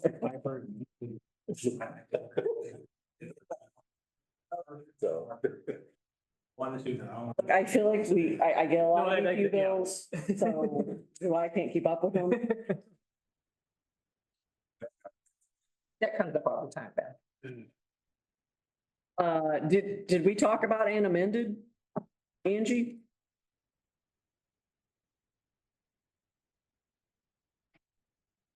I mean, I suppose a resolution could be amended, but we adopt a different resolution every time. We do, right? I mean, you could have, well, we would do it as a new resolution. Right.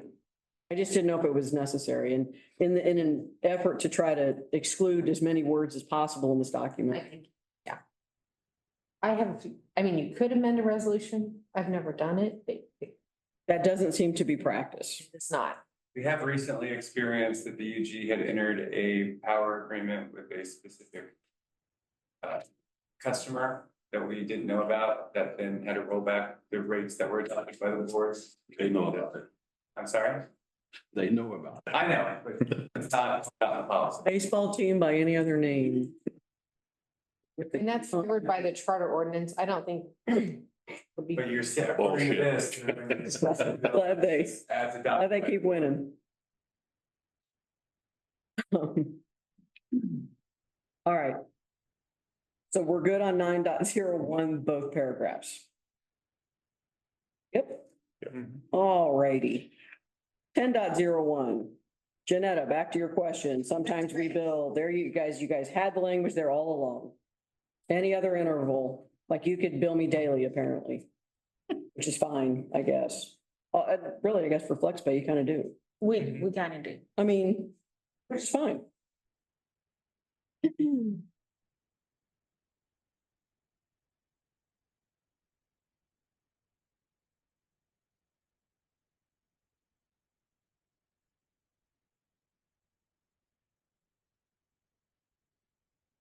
Any issues with the other paragraphs in 10.01, where I just made a couple of tweaks?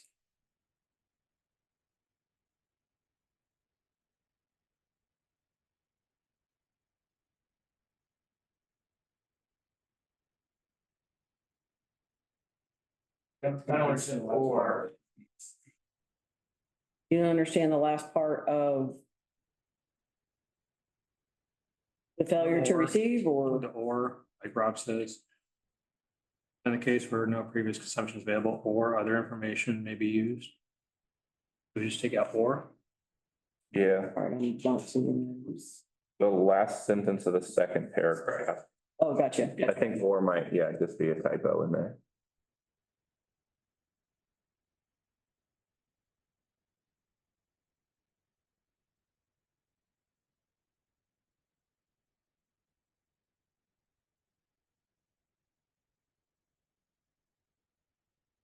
Should there be a comma after available?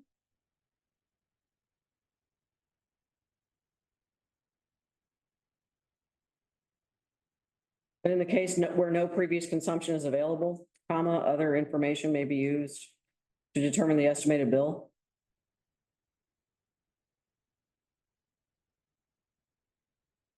Sounds right, but there's a lot of commas already in there. That was all a sentence. Say add a comma. You know what? Six one, half does the other. I mean, Added a dozen times. okay, Do we need to define other information?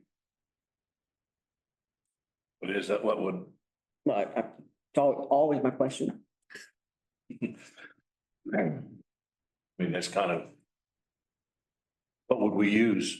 What other information would we use to determine an estimated bill?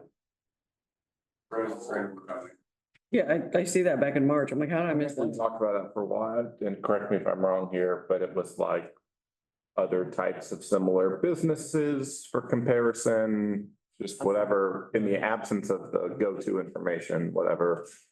Okay, but so that's, yeah. I'm normally in favor of specificity, but I think this one, there's enough things hanging out there that it's I'm okay with it being done.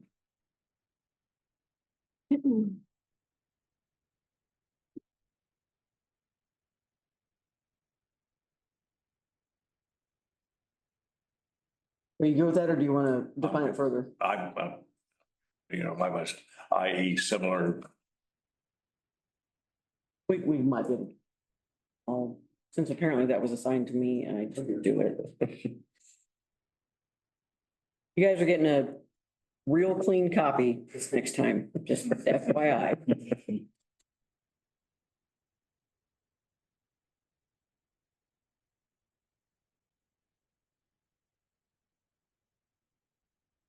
In this one case, because it's specifically calling out the backfill period in a Kansas statute, you want the quotations left in. Where the quote? Backfill period, fourth paragraph, sorry, under 10.1.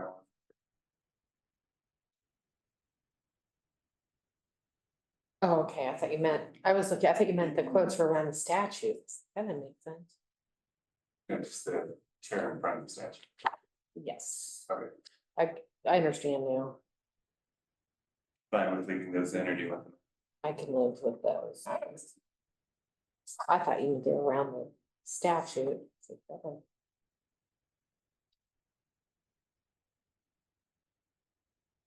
Okay, 10.02.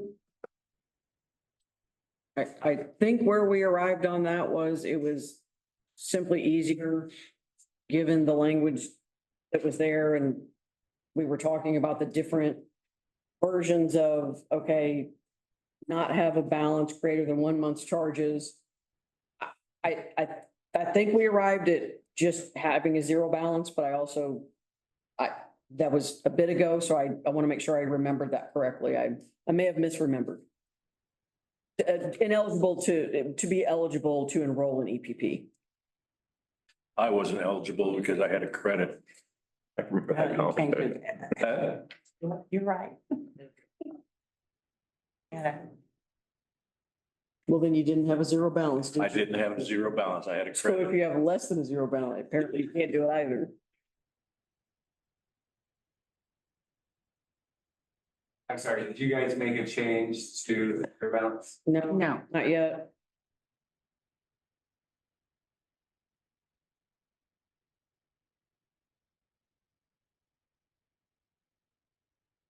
We need the letter B. This is all gonna be remember, these are bullets and potentially, what I've asked for is this to be completely reformatted with actual subsections in this. And I'm confident that'll be done before we pitch it live.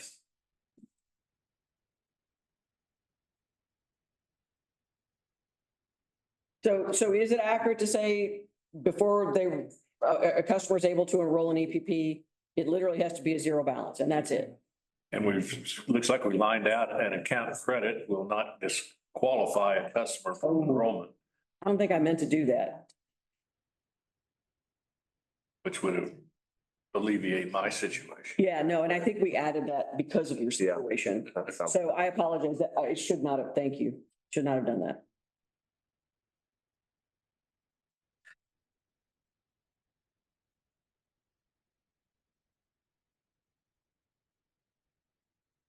Did we mean to line out B also?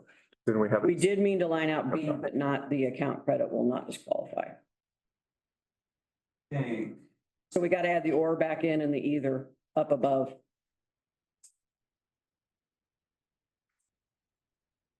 Well, I guess it depends on how that could just be one sentence if we want. Zero balance period and then do a capital N. I think that works.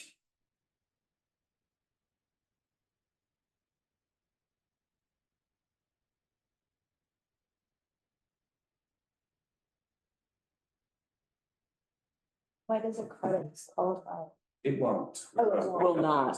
Okay. In the past, there was a system limitation that if there was a credit on the account, we couldn't get them enrolled in the EPP until it was actually a zero balance. And Now, we resolved that. excellent. I mean, thank God it was experienced by. I called up to get on a credit. They said, you can't put me on it. I had a credit of $3.06 or something. I used a little bit more left. That month. Huh? Said you should have just used a little bit more electricity. Yeah. What were you thinking? And that extra one.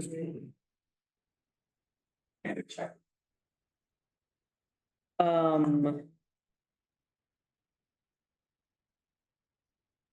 You guys have anything else?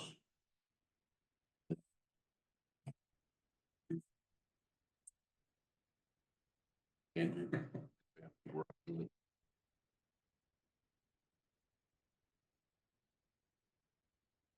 Anything else for that section? I actually think the other 12 written out should be 12 too, but now it makes me, well, I think we should go back to now, but Oh, you see where it's 12, I 12, just one or the other.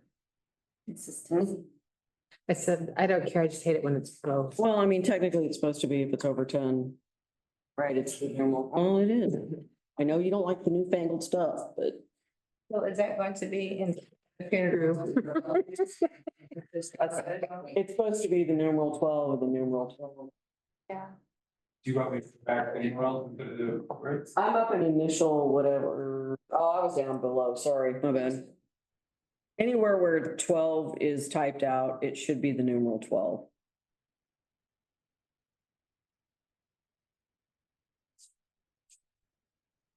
So on zero, can we just say a zero? Where's that coming out? Zero balance, where are we at? The zero parentheses, words only. Is that what you're saying? Yes. Thank you. Again, these are cleanup items that I hope we're able to do after we get a cleaner copy of this. No, sorry. We only have a little over an hour left, people. Come on. These were out early. People are supposed to read these. Come on. I have a day job too, unfortunately.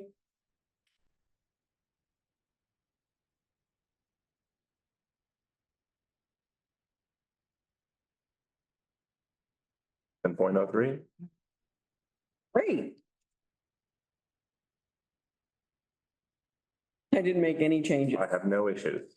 Nah. Mm-mm. No. About 04.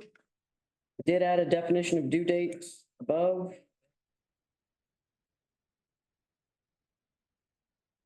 That's all I did except a few nits there. I know we said we define interactive voice response. I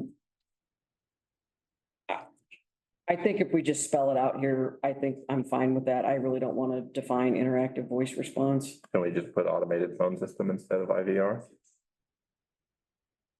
If that's the definition we were gonna use anyway.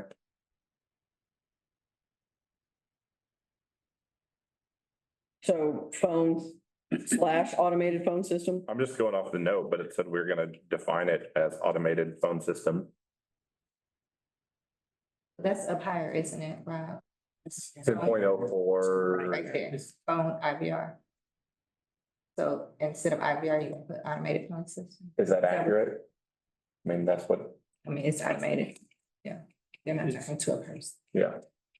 It's Dropbox mail. Is it Dropbox? Is there, when they, You want IVR out and automated phone system in? just, we don't have mail. Yes. Sorry. Reference.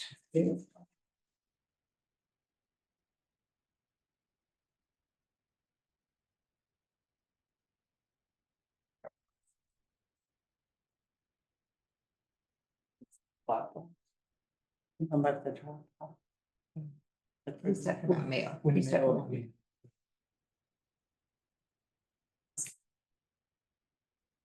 We don't currently offer text or payment over text, but I think that's something we want to work towards is. No. No. You can put mail. Mail.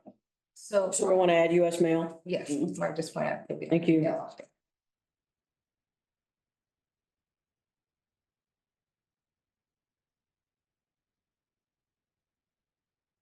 In US mail, do you want to specify that you expect a remittance or no? That's what I'm saying. I was just shaking her head no, so I think the answer is no. I was asking, do you want to include the need for the remittance to US mail? We do want that, but if they don't, we have a process to.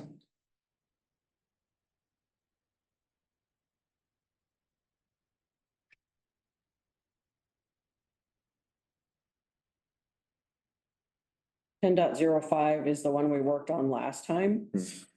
So it should be good. Can we, I mean, I added one thing, but it's very minor. Ma'am? so the future late charges will be waived if the application is approved.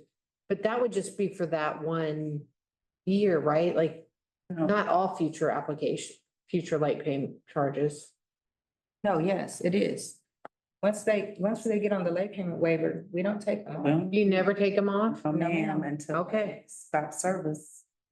Or they Final die. I was gonna. So they don't have to, they don't have to prove it every year? Yes. They have to sign back up. We don't, no. No. No. They don't? Okay. We don't re-engage with them to find out if their income increased or anything, because that would be the only thing that would change, because their age doesn't change, so it would be. They're older. Yes, so we would be there, and a lot of them don't have, Yes. Most of them. their income doesn't change. So. I mean, he's there earlier, but yeah, it's. Sure, most of the time they don't have a drastic change. They don't. So. Unless Or it- relative Right. accident or something. Yeah, it's, yeah, in that case, good for them. So I come into that Monday. Yeah. On the inheritance stuff. last year. And I think that we added the Unified Government Utility and Sales Tax Rebate Program, right? I mean, to refer the specific UG program.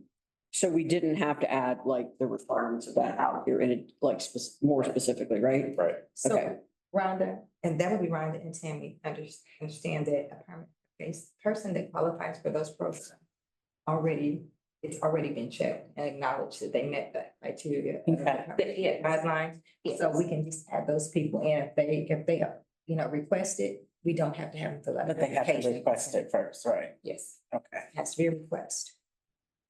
We said we weren't just. Now, are you wanting to add here so this one does have where the fixed penalty waiver didn't have a deadline, this one does have a deadline.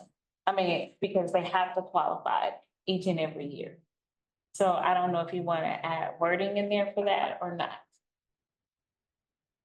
Where or if the UG qualification is. I think what we determined was that the income, unless like what we were talking about drastically changes somehow, the age qualification is still met. So you're just talking about an income guideline. And I don't think that happened. So once I think we signed them up, I think we leave them on there, like we do now. Once they're on our late payment waiver, we won't take them off. Even if you use the UG as a reason to put them on? I don't think so. Okay. And with the expanded criteria for the non-UG route, it's pretty similar to begin with, so you're not capturing like a lot of folks who would only qualify under the UG one. And if the guideline incomes, if the income guideline changes, I guess we can just go back and make a tweak to this and just use only our application as reference. So I think this- Okay. we can do that. If they get to a point where we're not comfortable. I mean, that program over there may change tomorrow night. Exactly, and so that's why I said, if we decide we want to take that out and just leave it where it was, I think we should decide at that time to update that policy. Sure. So the one tweak I made was to address the discussion we had last time at the customer's primary residence. So this late payment charge waiver didn't extend to other properties that may be in that person's name.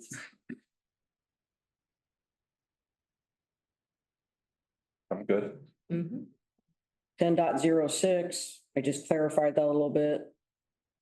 Hopefully. Yep. Do you need the first allocate payments to the oldest? So first allocate. Allocate payments to the oldest charges first. Would you like to move the first? I'd like to move the first, but I know I'm being picky. And there's various reasons why that may not be true, but not many. Well, if I get a return check and there's something over in that, it's going to go to the return check.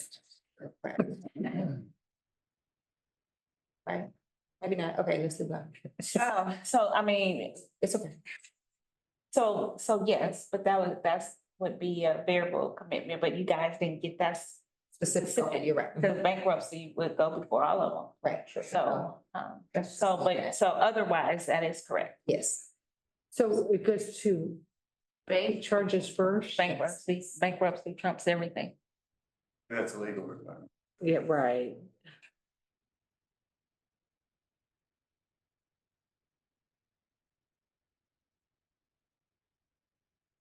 So I think that's right, because the only other thing I was saying was returns, and returns we're gonna, specifically, that should have already been paid. So we don't want to apply it now to more current charges and not pay that return first.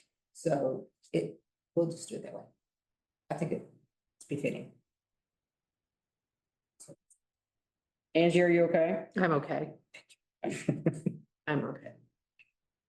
All right, so I did add a definition of returned items. You may want to take a look at that based on our prior discussion. Not real fancy.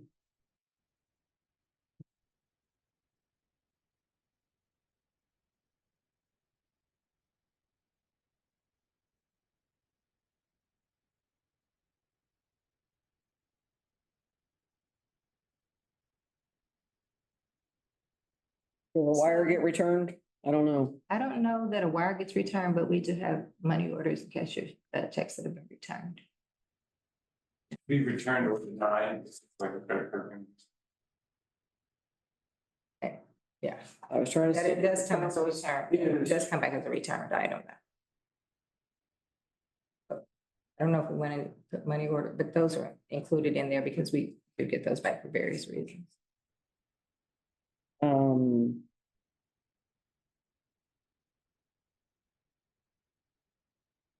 I'm fine adding money order cashier check. Is there anything else?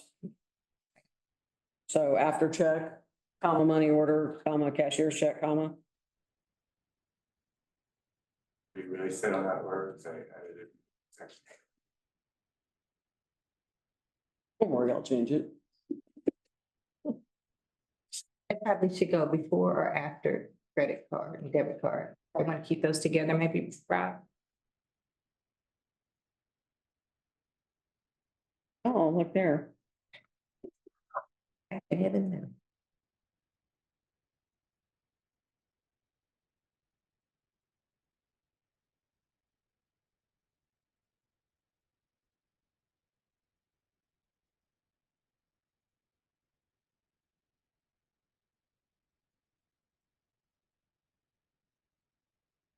Okay, so 11.01. I tweaked that a little bit.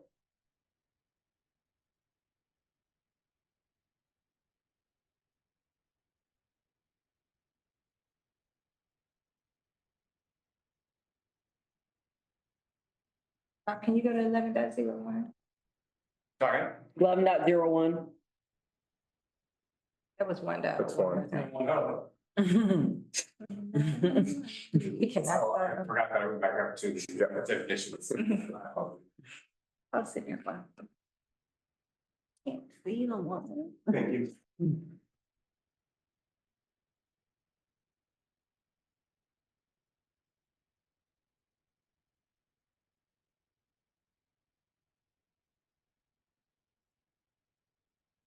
So if a money order is returned, would that also be, I mean, are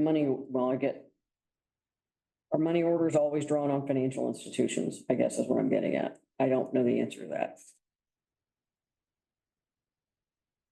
I mean, like Western Union can issue a money order, can it not? We get those from, we get Western Union. Right, and so I'm like, is Western Union a financial, I really, it is, isn't it? I mean.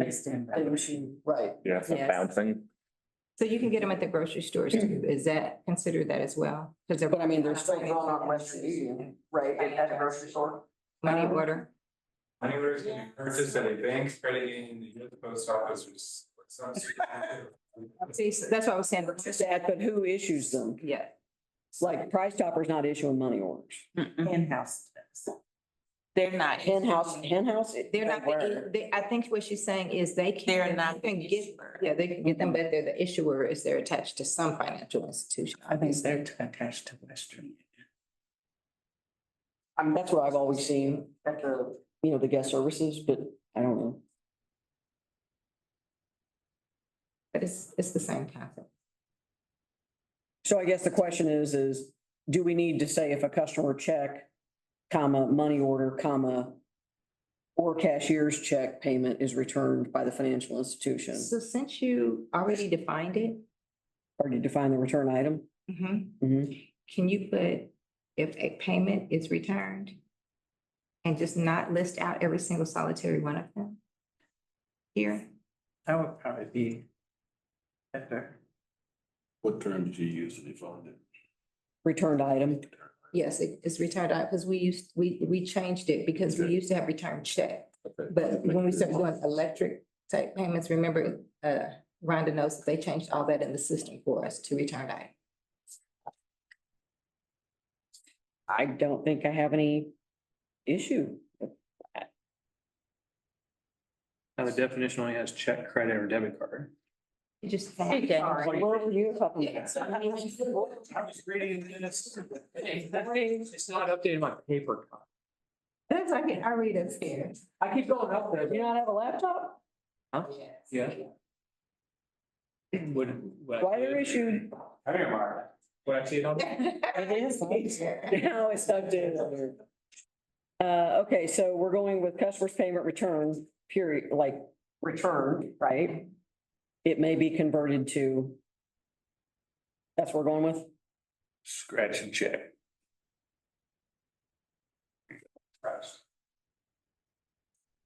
But we're like doing everything, we're scratching everything up to it may be converted. Was that the suggestion? But we can leave them in there. No, I'm fine with it. Like, Since it was defined as. They want to scratch its return item and they want to scratch the individual description. Check, cashier's check, et cetera, and just say return item. That's fine, Customer's payment is returned, and then from there it is Maybe. converted. yes.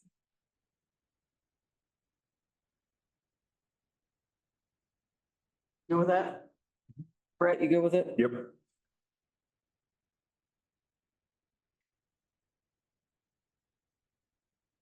Mine's been crossed out now. Thank you.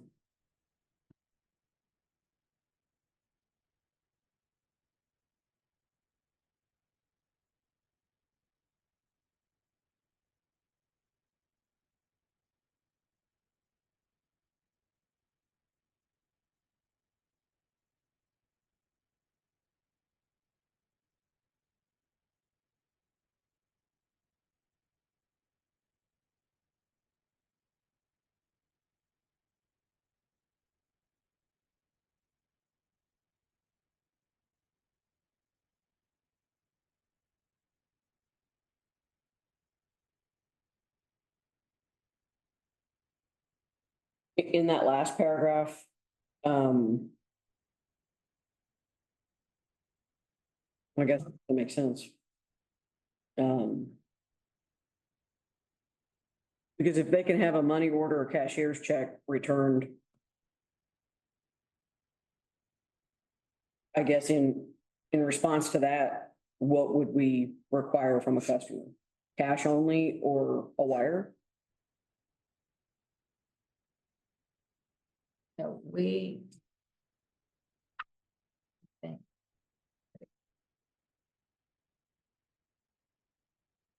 We allow them to use that form of payment again, as long as there's only one on there. I'm trying to think what it is, because they're allowed to go ahead and pay that. But if it comes back again, then they're cash on. Yeah. Okay. It returns. They're cash on. So 2 money orders, 2 cashier's checks, Too many returned items. 2 any returned items, So any returned items, except credit debit cards 1. In a Right. period or? Hold on. I'm sorry, let me hear what you're asking me. So, Yes, if we get that credit, then it's a one returned item. I think that's in there. right. But the money order cashier's check, that still comes under the umbrella of a check. Yes, So it's 2. yes, And if that happens, then we push them to cash. yes. In a 6-month period. Well, well. All right. So all the returned items, well, if we're doing the 2 or the 1, they have to be confined to a 6-month period. Okay, thank you. You're right over there, Friday. Yep.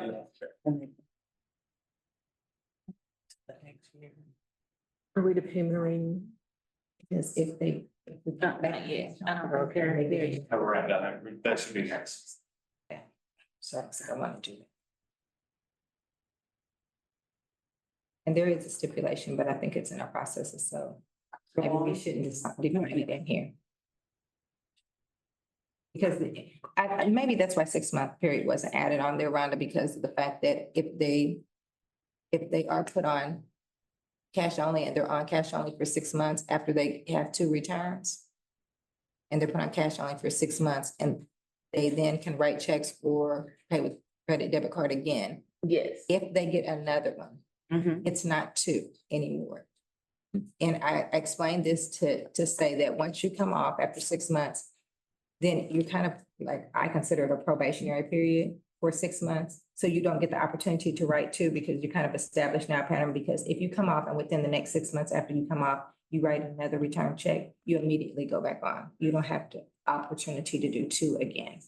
So that's what we were discussing. The language as we currently have it says you may notify them, so it gives you that leeway. Okay, great. I'm okay not Defining all of going that. down to the degree there. Yeah, okay, great. As long as we have the ability to do it, great.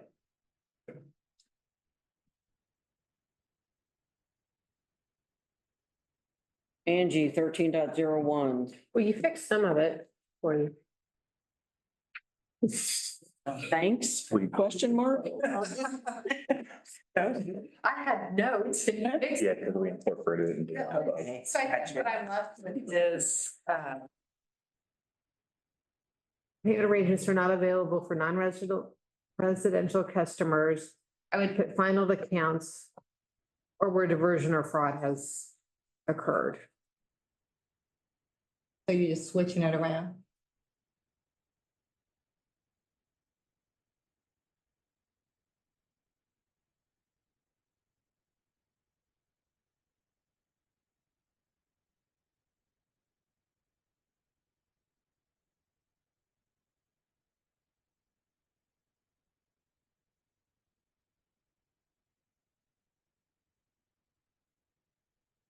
Oh, no, I don't know what to do at the end of it.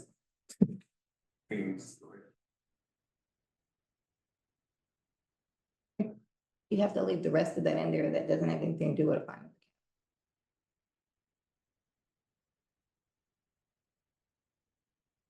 Oh, you could put after final accounts, disconnected accounts. Or disconnected and accounts or accounts scheduled for disconnection. Okay, so if account is scheduled for disconnection today. And I call BPU today I'm sorry, I was just saying you won't get that arrangement. You have to pay. them why? Because it's up for disconnect today. We're gonna turn you off. We rolling a truck out? Nope. Electric Push the is, button. yeah, that, yeah, It's already scheduled. it's already scheduled. It's Once already scheduled. Once your disconnection is already scheduled, you can't make payment. Have I already asked the question of whether or not the, if I make a payment after 1 p.m. or 2 p.m. in the afternoon, does it post that day? Depends on how you make it. If I make it through my meter? Yes, it's gonna post. Okay, so, because, there's the old payment system, Paymentus, had the thing that it had like a caveat that said if you make a payment after whatever, and That it was, was almost like bank language. so payments made after 3 o'clock will not be processed or applied to your account until the next day. That's the language. That's the kiosk. But it was on my Paymentus portal. I'm not making it up, Jeanette, I It promise. used to be years ago on the Paymentus portal. They had that You language? used to only take 3 Paymentus files a day and update them. And so if it was past 3 o'clock, the date of the time of the last file, handoff from Paymentus, then it wouldn't get processed till the next day. But didn't we change? Once we went to road. We went to real-time. We went to real-time payments on those payments. All right, so we're on real-time payments, Yeah. but I'm scheduled for disconnection, I can't get a payment arrangement. That's where I'm going. But, so you were eligible for disconnect several days before you were actually scheduled for disconnect? Apparently. You were? You were, I'm not asking, I'm talking.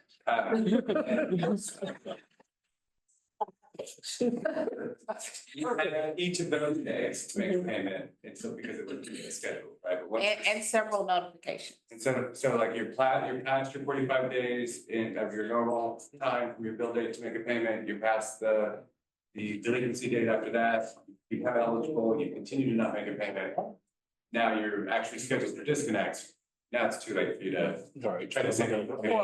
Because of our processing. That's I'm not saying it's right or wrong, I'm just saying that that's the process. So the service gets disconnected, Rose makes her payment, then there's an automated process of reconnecting her. So how long does it take between the time this is disconnected and the service is restored? Well, if she gets this. If she gets, Why not disconnect? she gets disconnected and make the payment once the time. You want the customer answer or the real answer? So we're gonna give both. So we say. Okay, Take up to 24 hours, right? But Yes. typically it is less than 2. It typically is less than one. Should still be less. But we just say less than 2 when the customer calls and we haven't changed that language. And so, Yeah. I think, Bill, you were back when we decided 24 hours because Well, sometimes it's not, sometimes the automation won't go and they do have to roll the truck if we have. Or sometimes there's problems. We also, for the 24, we were worried about major storm events and the fact that connecting a ton of them. Yes. And so we still have to use the 24 hours, up to 24 hours. And then we say, but it should be restored within 2 hours. It's not, then we have them contact us so we can see. what's going And on. consistently it is. On a good day, it is Yeah. restored within 2 hours. And Rose would be charged a disconnect fee. I better be charged a reconnect fee. And a Push the button. I mean, I'm telling you right now, it better be. Better be a lot of labor loaded into that too, Tom. Okay, so I'm specifically asking this question because 2 board meetings ago, a woman called in and asked this question. And that woman followed up with me with a couple of very long emails about that particular circumstance. And, her circumstance is she's a single mom of 2 kids and she had a $600 payment owed, right? And I understand you guys, we cannot factor in, these have to be policies that apply. I get that, right? But that's what prompted the question. And I think, I think that because we have been presented this many times, certainly since I've been on the board, the sort of that timeline, Rob, that you just laid out, right? And I know that was a fan favorite of former board member Mylan, right? To sort of lay out that timeline. And so I guess what I'm wondering is, and I'm just thinking out loud, I'm not asking or anything like that. I mean, does anybody think it would be useful to sort of, I hate to even think this, but like put that timeline on the website? We can explain it all day long, but Right, and it's not resonating with folks. And what I would say is we have made a decision to do that. However, I think we should go base it off the due date and when a bill actually becomes eligible for a late payment. Because we can always change the days that we put in between giving people option. We have one of the longest, so we do want to work with our customers. So we have a Sure. date available and then we give quite a bit of extra time. And then if you go back and think about a customer also that can get written off, the bill was like now, if you look at what you're paying in August, it's for your June. Right. So we have, but we're still providing service. I understand. So I think we allow a lot of days, but I think there could be, some, as we're getting more opportunities for assistance, getting more opportunities on the way a customer pays, that you may want to change that at some time. So we've never said that's a definite, it's just a business process that we have. And we're allowing all of this extra time.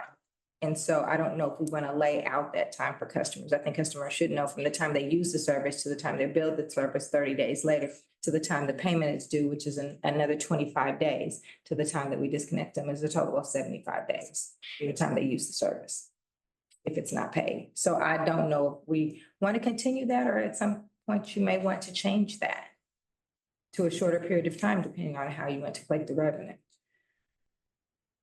But I'm just saying, Well, I know. it's a business process. It's not been a policy. I just Jerry just sent out some emails, I think to Abby and others, where we looked at that timeline several years ago, Mhm. struggling with, trying to balance the workload out over the entire week, the entire month. And what we came up with was shortening that timeline to be able to both help the lobby at the time, be able to help the telephone reps at that time. And really, all of our consultants in the past, I've always said, you guys are giving way more leeway, way more time than anybody else that we know. Nobody gives you that much time between the time to fill this issue till the next time somebody goes through all this process before they're actually cut off. No, and I fully appreciate this discussion. I truly do. But this single mother of two kids, Yeah. right, it doesn't help her, right? And so her question to me was, why can't I get a payment arrangement? She asked it to the full board. Why can't I get a payment arrangement on the day that my disconnect is there? That was the question. And It's a fair question. what I'm hearing is it's because she was scheduled for a disconnect. And so we're not nimble enough to, and I'm not saying we should be, I'm just saying we can't adjust around that is what I'm hearing. Is that fair? Why didn't she call before then? So, and that's what we've always. Because she's a single mom and she's got a full-time job and she's got two kids. I mean, look, and I'm not, no disrespect, but we sit here and we hear all the time of how people call into customer service and they're on the phone for 3 hours, right? Waiting or whatever. And, I mean, I don't know what kind of job she had and. Right. But. And that's you not know, the payment arrangement line. There's Yeah, a that's- completely different payment arrangement line that does not go to customer service. And so what we try to do, and especially now, and I'm not, just saying this because I completely understand that situation. Right. But especially now, we give not only a robocall, but now we give text message updates and things like that that's telling you that. And the robocalls are going 7 days out prior. There's one right after the late payment charge is applied, then one 7 days prior to the disconnection. And then between those calls, we're now sending you text messages as well. So I think there's a lot of time. And I know you're saying people don't always have time, but I think we give a lot of time in order to be able to do that. Now, to give them a payment arrangement that day is to undo everything that now your staff has worked to do to set those, they have to schedule those disconnects. So now you're saying we took the time to wait till this last minute to schedule this disconnect. And now the work we've done is negated because we're now able to give somebody a payment arrangement, and it has to be prior to the disconnects, which go at real early in the morning, so they have a small window. Quick question, how many of these scenarios would come up? Okay, and why? Is it impossible for us to make some type of adjustments in our process when these do come up? Well, Because you're not, I just reread her email just so I could refamiliarize myself with it, because that was a little bit ago. Right. Well, one of the other things, she commented on, and to your point you were just making, is why is the length of time so long? Yeah. So I only accumulated a bunch more. Right. It's a valid point, and this is coming from someone who's having an issue, right? Well, so. Gosh, if it was shorter, right, I couldn't have accrued more debt, Okay. essentially. And that's a good point, but One of the reasons why we didn't take this forward would have been the opposite complaints that the board may have received. Now, everybody's timeline is being made shorter and they're being forced to have to pay quicker. So will the board, will the board have agreed to that to say, okay, there's one customer complaining about here, but here's a larger percentage of our population now saying we're not giving them enough time. So which one do you listen to and which way do we go? right. And I think it's a good thing to remember that as soon as a person gets that bill, prior to even when that bill is due, or you can call in to make a payment arrangement. So as soon as you got that bill and thinking, I'm not gonna have this money, that's why I say do it as soon as you're able So, to Janelle, know that, Let me so say they this. can. Let me say this, payment arrangement line, it does not provide self-service after hours. Okay, and that was another complaint. I've asked Abby to look into it. With the new IVR we got coming, why can't we do the same thing that other utilities want by having self-service 24/7? Customers don't have to necessarily have to wait until BPU offices are open to conduct business. We moved away from that at the service center and at water by putting these apps up so the buildings can work with BPU 24/7 around the clock. Customer service can do the same thing with a little bit of tweaking of our technology. Yeah, not only the IVR, but a lot of utilities, you can do a payment arrangement online. Right. So, but I think to Rose's point, whatever timeline we give, whatever that duration is, if we could create some information for the customers to point it out there to say, okay, here's your bill, here's when it due, this is when you get a late charge. Here's when the disconnect notices start. Like if we create that timeline and let them know whatever that timeline is, that we can use as a reference to show them. Because if it is that long, if it's not typically, so like with Evergy, your August bill was from July, so it's a month delayed. Well, if ours is 2 months delayed, that's where we're getting a lot of questions and concerns. I'm sorry. I thought you said it was 2 months delayed. No, I said, Okay. But it's from No, I time of said to the due disconnect. date. I have a disconnect, okay, No, so that's why I was saying you get your bill. yeah, From the month before, but then we give you 25 days. okay, I'm following. That's what I was saying. Okay, well, because you said August bill was for June. She did say that. Okay, no problem. But I still think creating a timeline that shows the customer, whatever that timeline is, of where you incur the late charges, when you get notified, when you become eligible for disconnect. And during this time, whatever that timeline is, you can be disconnected at any time. Once you're scheduled for disconnect, that's it. And just put that out. And coming off of our community engagement meeting Monday night, Yeah. what, I think, it's gonna wind up being,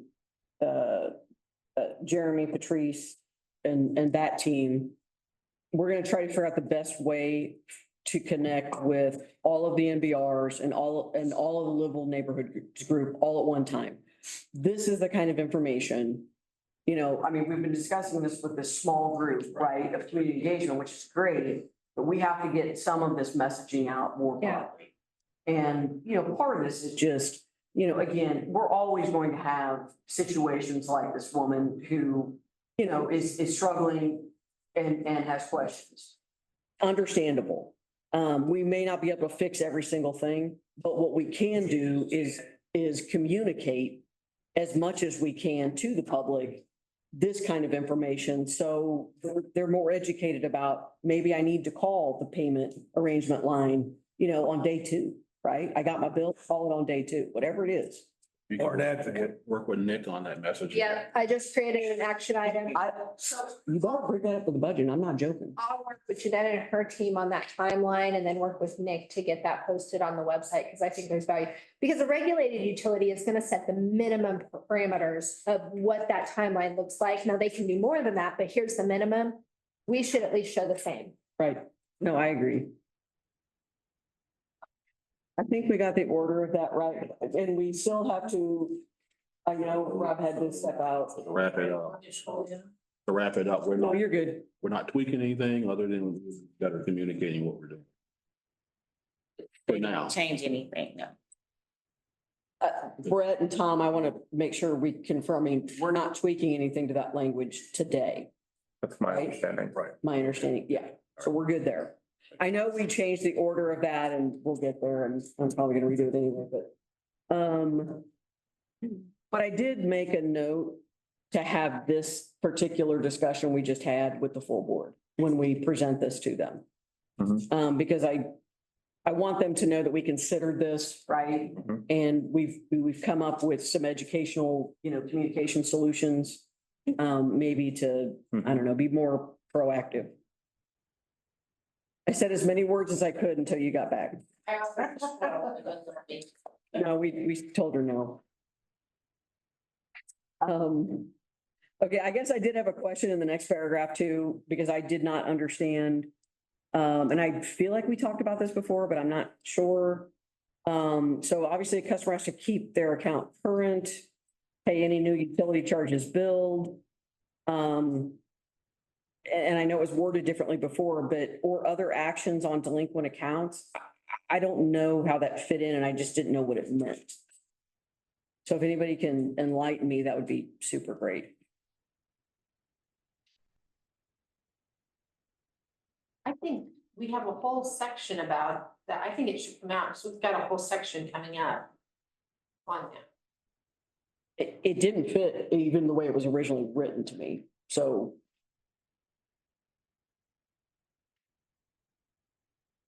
I think it can come out because that's, the next section is to the, has to collection status.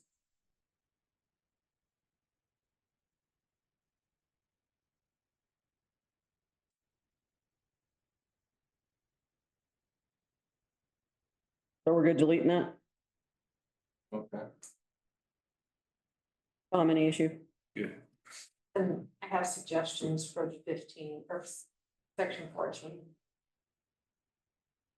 I'm sorry, what portion are you taking out? That middle paragraph. Customers must keep their account current by paying any new utility charges billed in order to maintain the payment arrangement or other actions. Delinquent accounts, late charges may be applied to all past due.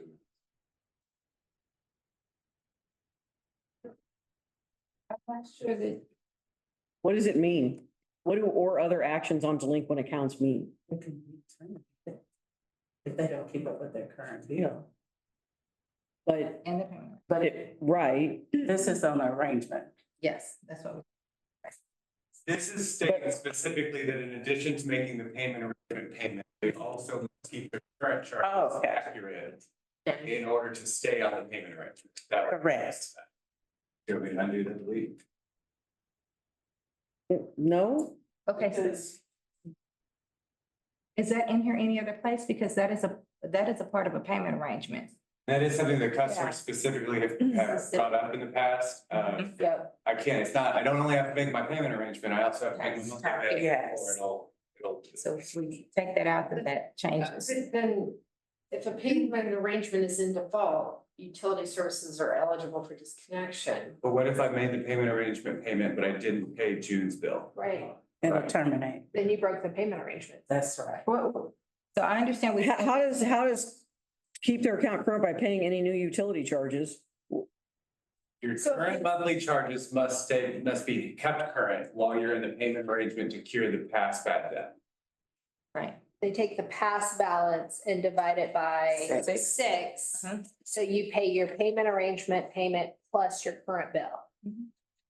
The charges. But then once your current bill becomes past due, wouldn't it be past due? Now, once your But you current bill can't let it becomes become due, past you're Then you paying- You have to pay the current bill on the due date. Yeah, so that to keep the payment arrangement, you have to make the payment arrangement payment plus your current bill. Yes, you have. to Payment do- arrangement on this. Cannot be date, late. The current bill on this. Can't be date. late on either one. What we're trying to prevent is that you're curing the old debt, but you're piling on new debt at the same time, so you're really just treading water. So if I have a $600 balance in a payment arrangement, it's $100 a month. And then my next bill is $200, I've got to pay $300 because I got the $100 pass plus. Plus the one And you late. can't be late. Your charges are continuing to grow throughout. Right. You know, it's not. We can't put them on hold. You can't put them on hold, right? No, Right. they're in a continuous stage of being past due completely. They'll always have a delay. It just allows the customer to take the past due balance and pay it in 6 increments. Right. Hopefully moving them to a current status. After they're finished with their payment arrangement, they should be in a current status where they just have their monthly bill. It's almost like flex pay. You're paying for part of the past. No, I understand that. I'm trying to. Are you still perplexed by that? That's Standard, standard. just how it's reading. How it's reading. That's what I'm saying. I'm not, the concepts all make sense. Could you put a period after in order to maintain the payment arrangement and then just? Do we need, because we already know late charges are gonna be applied to past due amounts generally. And do we know what the other actions on delinquent accounts is? Like, could we simplify it and just cut it in half there? How about in order to remain, instead of maintain, can we use in order to remain on a payment arrangement, current charges must be remain current, I don't know. That's the original language, is it not? Yeah, Rob. I haven't changed anything on it. Actually. Right, so it doesn't reflect the changes that were made to try to make that simpler. Okay, so you. Let's redo my work.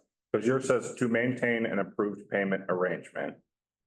A customer must keep their, okay, so what do they have to do? They have to keep their account current, right? Mhm. By paying any They- dues that charges billed. By what? I was just reading the next. Yeah, they need to pay, make their by payment, paying- it's in there. late payment, keep it current. Plus their payment arrangement Right. amount. That's what's missing here. The other actions or delinquent accounts, I don't know where that comes in because if this account was delinquent, but they have a payment arrangement, I understand that, but it's in payment arrangement. So they have to make current charges due plus payment arrangement amount by the due date. Yes. By their due dates. Must be made by the due date. Yes, Why are there, because the payment arrangement, they might start on another day. It goes 30 days from the last payment. The current bill is due, let's say your current bill is due on the 15th. Okay, so they set arrangements, the arrangement might not be due until the 1st or the end of the month.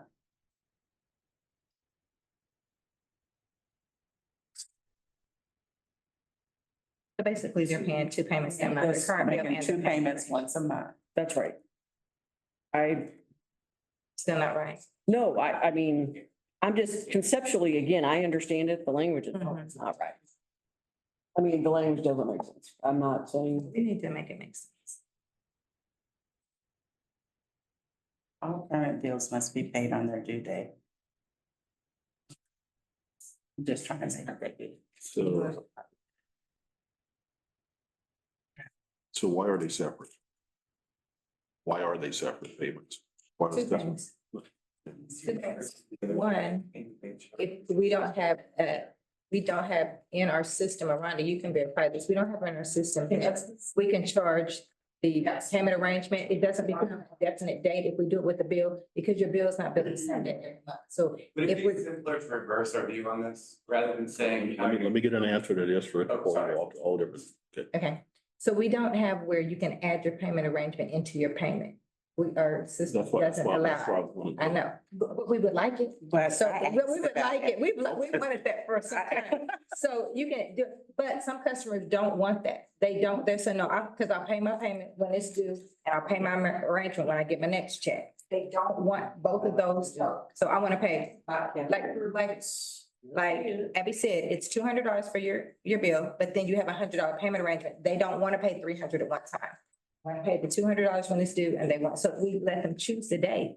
We tell them, what date every month do you want to make your But if payment a arrangement? Payment, if a customer wants to have it all included in one bill, We need to have that. okay, We don't have that. No, we No. don't have that. well, and that, I mean, that's, Our system does not allow So it. if my bill's 300 and I owe an extra 100 on my payment arrangement, so I pay 400 and I pay it by the due date of my bill due date, not the payment arrangement due date, am I good?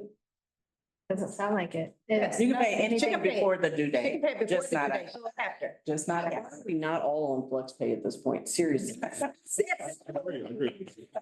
Last meeting, I said, let's make it a flex pay utility. Everybody is on flex pay. Oh, We can't offer both options. It's gonna be, it has to be one or the other. but what I'm hearing today is that we can do multiple due dates, correct?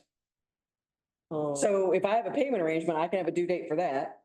And if I have my regular bill, I have a due date for that. Yes. So if I wanted to separate my charges, for example, between BPU charges and unified government charges, I could also do that. Oh, my. I heard, we have functionality to do that. I'm not saying. Payment arrangement, yes, that is, a payment arrangement is an option in there. All of our charges are based on, that you get your bill based on where you're in their cycle. So whatever your cycle is, you're getting that bill, the entire bill. To get a payment arrangement, you can choose a date, and it's just like having a contract with us to do that. Now, you're talking about separating things out on a permanent basis, give that back to you. I bet Kayenta could do that. There are other impacts that does cause though. No, I'm sure there are. So.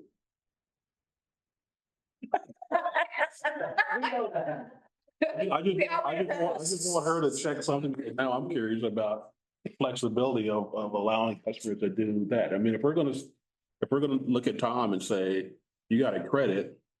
Okay, And you can't do EPP. right, but we're gonna modify the system or modify our process and let that happen. Why can't we change our process here? To do.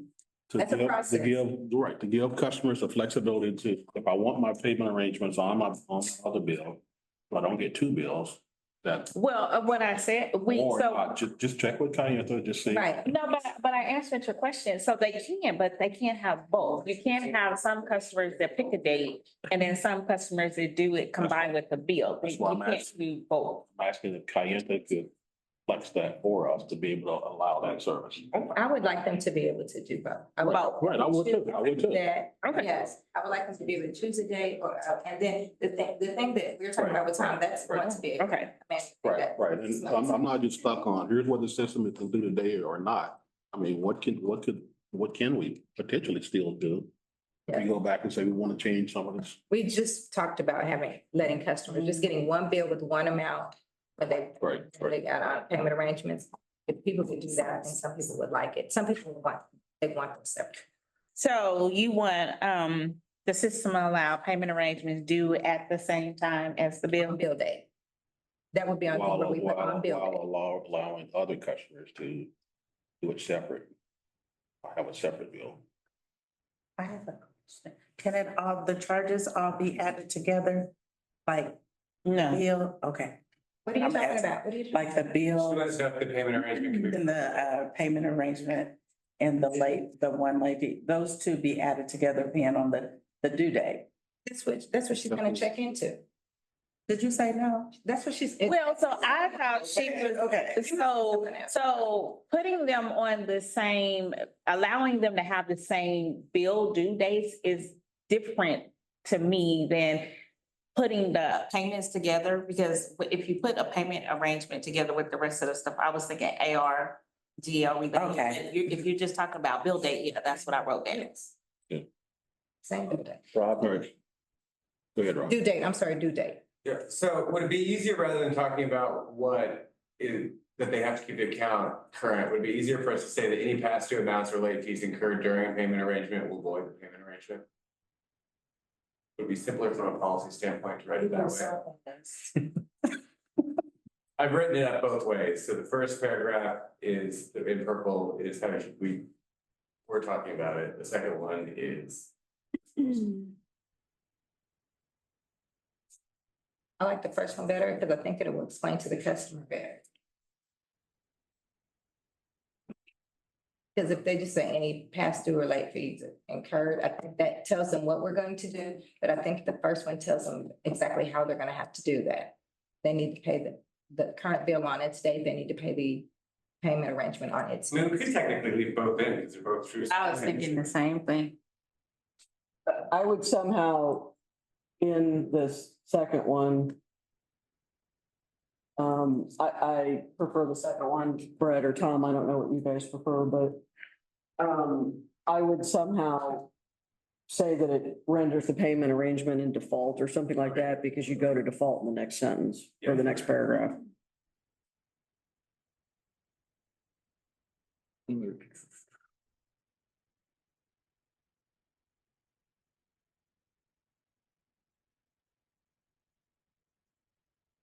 Could we, do we get the best of both worlds if we do the second one, but when we say any past due amounts or late fees incurred on either current bill or payment arrangement?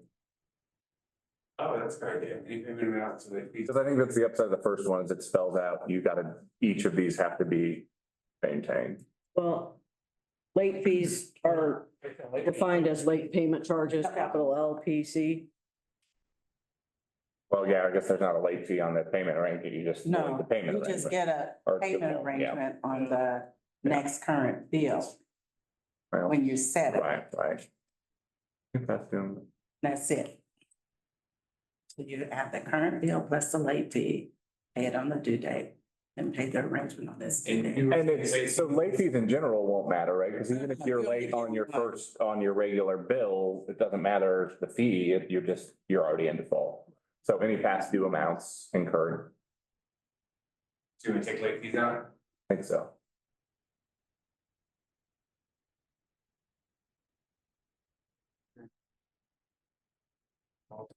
And. Well, saying balance immediately.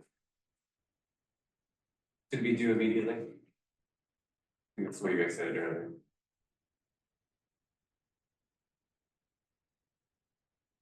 That's fine with me. I mean, that's, That's accurate. Second one. Do we want to take the first option out or we can both? I think take the first down. I don't think they both need to be in there.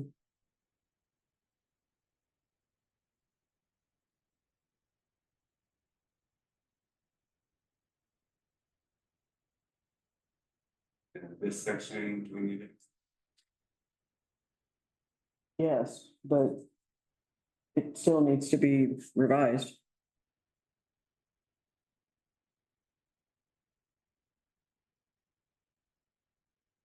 And we might have a better shot at that if we went back to the original edits, but.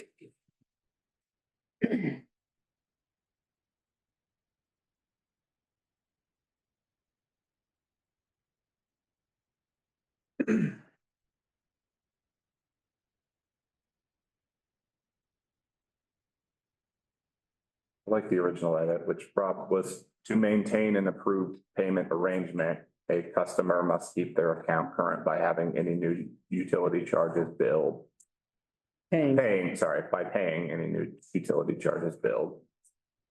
but it's also plus I their know. payment arrangement, payment has to be by the due date. I mean, it still needs to be revised, but that other part needs to be cut, so.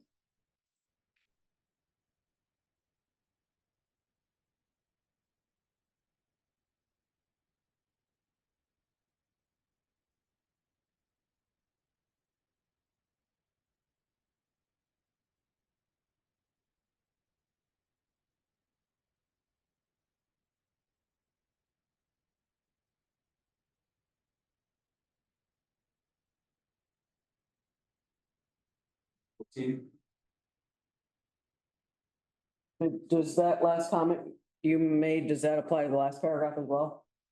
Because there were original revisions in that last paragraph as well. There's a new definition of terminated payment arrangement.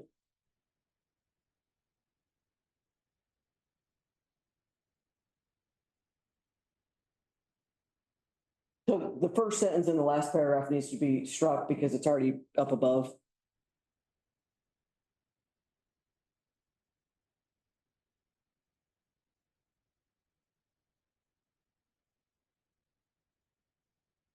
And then after default, I struck utility and put a customers. Capital S services.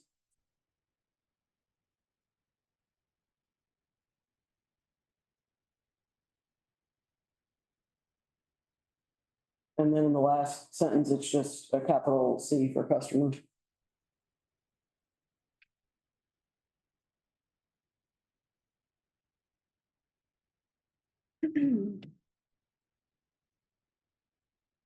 Should this be capital too then? The customer services. Yeah.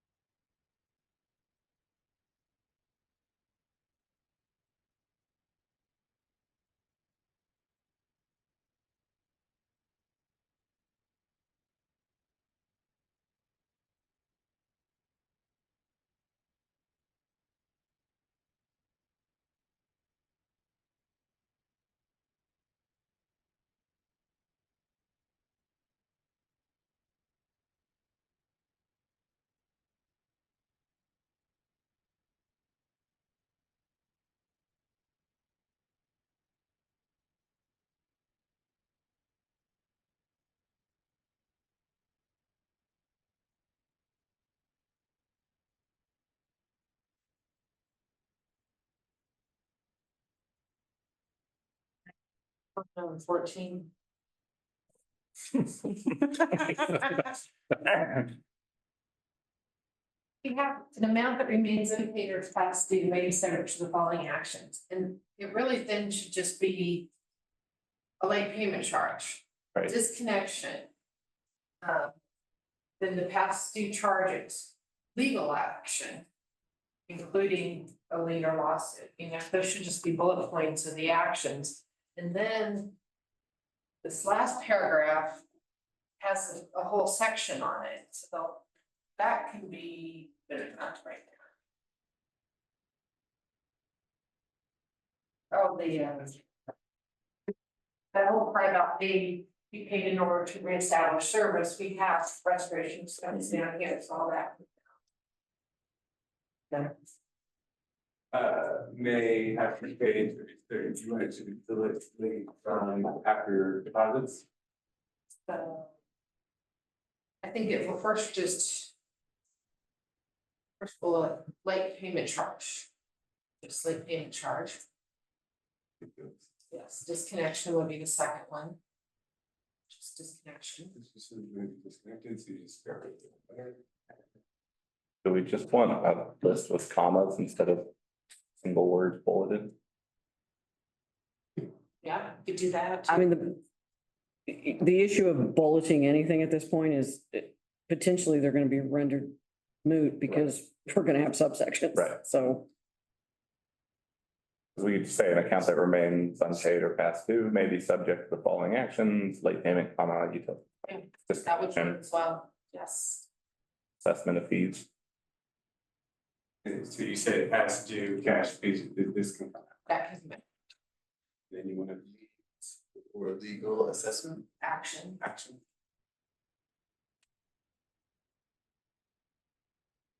And then. And then take out, maybe charge for meter disconnects.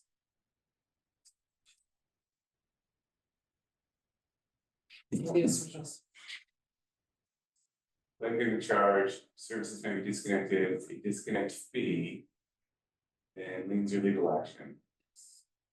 Then you take out that last all that. Noon.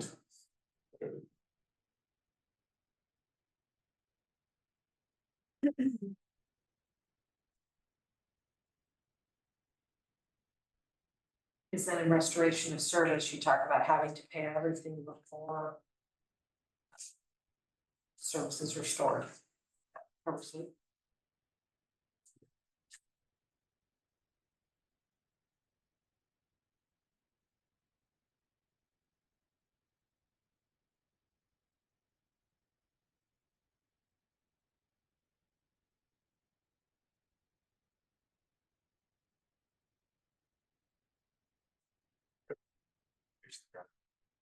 So the last paragraph you struck somewhere else. Okay. And then they. And that's, okay, And then the liens and lawsuits, we added about, okay. and then the full payment for renting service, that should be under restoration. Okay. Mhm.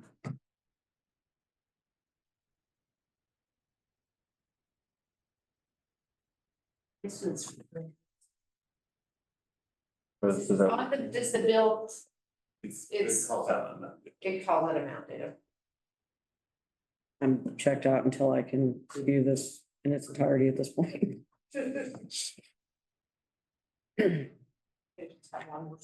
you want 10, I would cut it right here at 15, but what I would ask is, before we set the next meeting, is that everyone reviews 15 Mhm. and beyond to the end. It's not much. And I confirm live whether or not deposits require to flex pay. Right, and yet we have a bullet in here that says deposit requirements may be waived. No apply. I take the deposit. Because I read the document Angie provided and that clearly says they don't apply. I don't know why we would have that in here. Do you just erase everything after deposit? Nope. Well, I'll leave it. we're not, Okay. we're stopped, but I mean, I guess to the extent, Angie, I don't know how you want to receive edits. I don't know if you want people to send them to you, people to send them to Rob, what you want to do. My edits are the only ones that are in 15, 16, and 17. I would just ask that you not send them to each other. And we can't send them back out like all combined, because now you're communicating. But send them to each other board members. the board members, right, but if every board member wants to send them to either Rob or I. You can send them to me and you guys can either give me the directive to go ahead and make the changes as you send them in, which will only be a problem if they're competing changes for the same section. Or I can just store them all out in Teams. We can review. During the board meeting, not before. Right, and then whatever, next meeting.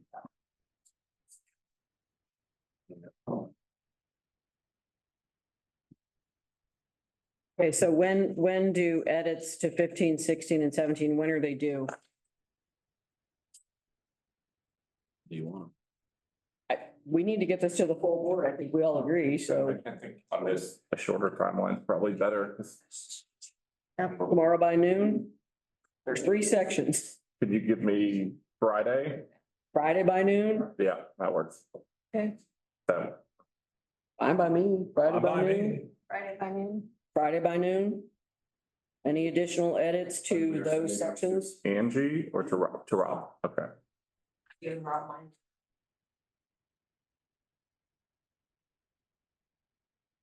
When do we? And then that goes, the comments go back to Rob and Angie. And then that would you guys like me to go ahead and try to incorporate them if I understand them clearly, and if I don't, I'll just hold them over? Hold them all over?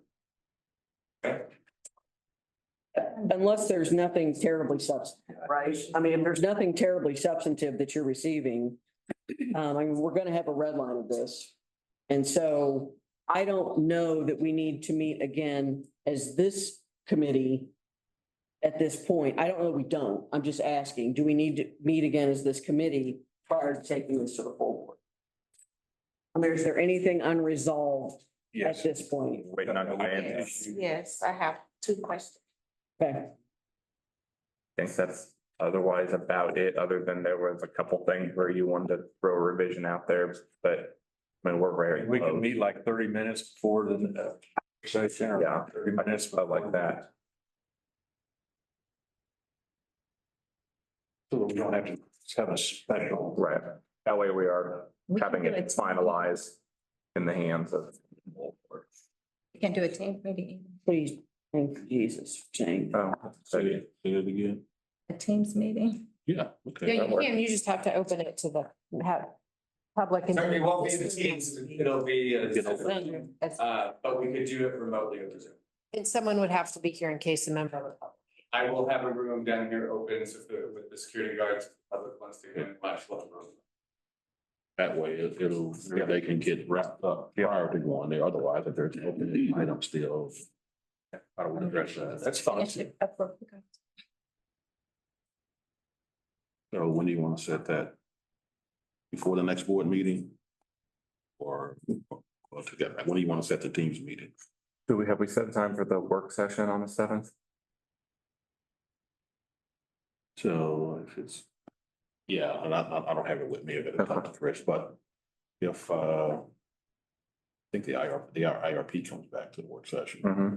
so if you're gonna do it during the work session, then Then we need to, yes, a week. Didn't we say a week? right. On, So, Oh, that's- so yeah. next Wednesday is when you guys have your board meeting. So that's just a week that you're giving me to get there. so we don't know whether she'll have, whether. Right. What about end of next week? Like, could we do a 30-minute virtual meeting on the 9th? I won't be available, but I could have Casey here or someone. Make it quicker. The 8th? So, on the second question, which is just allowing payment arrangements, that was just a nice to know. That's really not contingent on your decision. However, the first one, the rolling 24-month period is. But I thought you guys said that you were gonna go forward and just amend it depending on my answer. So maybe you can go ahead and try to meet on the 7th, and then if you have my answer, you can include it, and if not, you just amend it instead of postponing the date. Well, but even if, Instead, we have an answer within a week. Yeah. Well, that's barely, I mean, that's like a week. That's like a week. Yeah, it's Wednesday to Wednesday, so. And they haven't gotten it. So if we're gonna meet by team next Wednesday, then if we're gonna meet next Wednesday, then why does it need to be team going to be in early anyway? If you do it remotely, you guys Right. shut down and then still get here, and I can't remember if it's 4:30 start time for the work session. I gotta go back and look at how much content's When I there. offered that, I was thinking that we're trying to get it done before that Wednesday, so I was thinking. I don't think we're gonna have it ready for the full board. I mean, what I'm hearing is, to my original question, is this committee still going to need to meet? Right, and that's the way I took it. I mean, So, I'm fine with, I mean, I think we 30 should. minutes before the work I think session, we should. committee meeting? right, and then 2 weeks later, we'll put that to the full board. So 2 weeks later, when again, we're taking up the IRP, we're gonna, I mean, come on, let's be realistic here, right?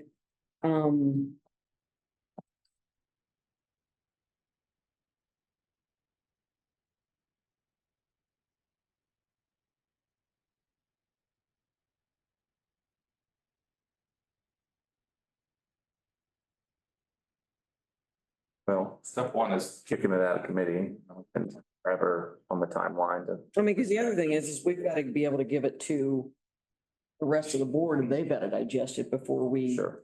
have that discussion as a full board anyway, right? But, and I guess, you know, to Ron's point, we can just present the two things and say It's really just, it's pending. it's just one, just. Yeah. But the two sections, and it's just pending, you know, a decision from our vendor, right? On whether they can, or how quickly they can do that. And if they can, then the board can have to. We'll go ahead and put the policy out, caveat, as of this date, and move into the new language. Mhm. So maybe our goal is to get the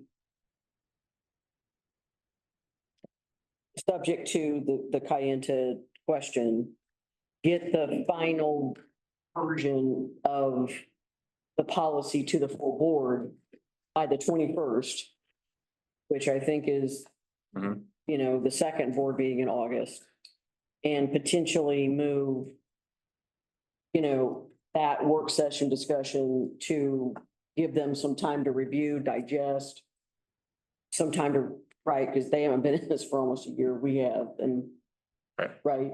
Yeah. And then maybe look to early September when Sure, we can have that work session. that makes sense to me. Your intention to provide the new version and the old version both to them? We should be providing them a red line to the clean version. If it were me on outside of the committee, I'd want to know what was edited. Me too, I'm just thinking that we're getting multiple rounds when we've accepted changes on some of them, we may have to start a new version of that. This is a Word document, right? Yes. You can ultimately compare it. Yeah. I would, to the extent possible, when we ultimately provide that version, take all the comments out. Yes. Because we can provide commentary where needed. Right. That'll make the print bigger. There we go. So when do we want the committee meeting to put a bow on it? So can you guys do 30 minutes before the I work can't. session next week? I'm retired. I can. I'm not, so. I know, so it's up to you. It's your Neither is he. schedule. I'm just tired of that. Yeah, I'll block it out. So depending on what time the work session starts, Either 4 or 4:30. Yeah, 30 minutes before. okay, Wednesday the 7th. yeah.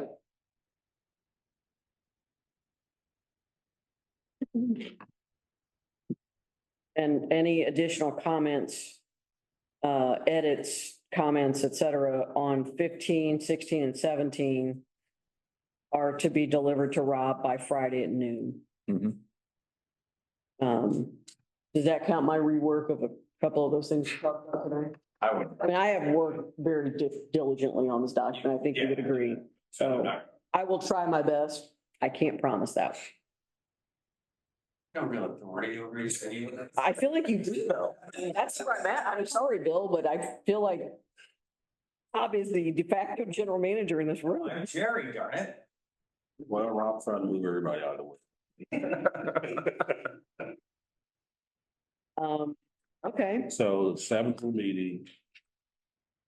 The next day, on the 8th, we're gonna get it to the full board. Yes.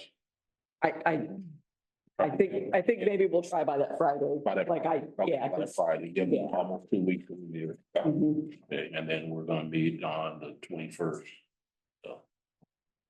No, we're not meeting with the Hang on. work session is the first, In September, there you go. right? Katie thinks the next work session actually starts at 4:30. Okay, I couldn't remember, I don't have it in front of me, but I would agree. Because we gotta do final wrap up on 2 other scenarios to present. And then here's all the comments, everything finalized, and then here's our wrap up of the entire, So your meeting can be 4, if you wanted to do that. I'm sorry, On the 7th, if you want to meet before the work session, you're. that's what I heard. Yeah. 4:00. Yeah. So you're gonna put something out on it? Yeah, I will make sure that invite goes up. I don't know if it'll be me or Chris. the full board will meet, or receive it on the 9th. And then meet on the September. And Nick, let me put that.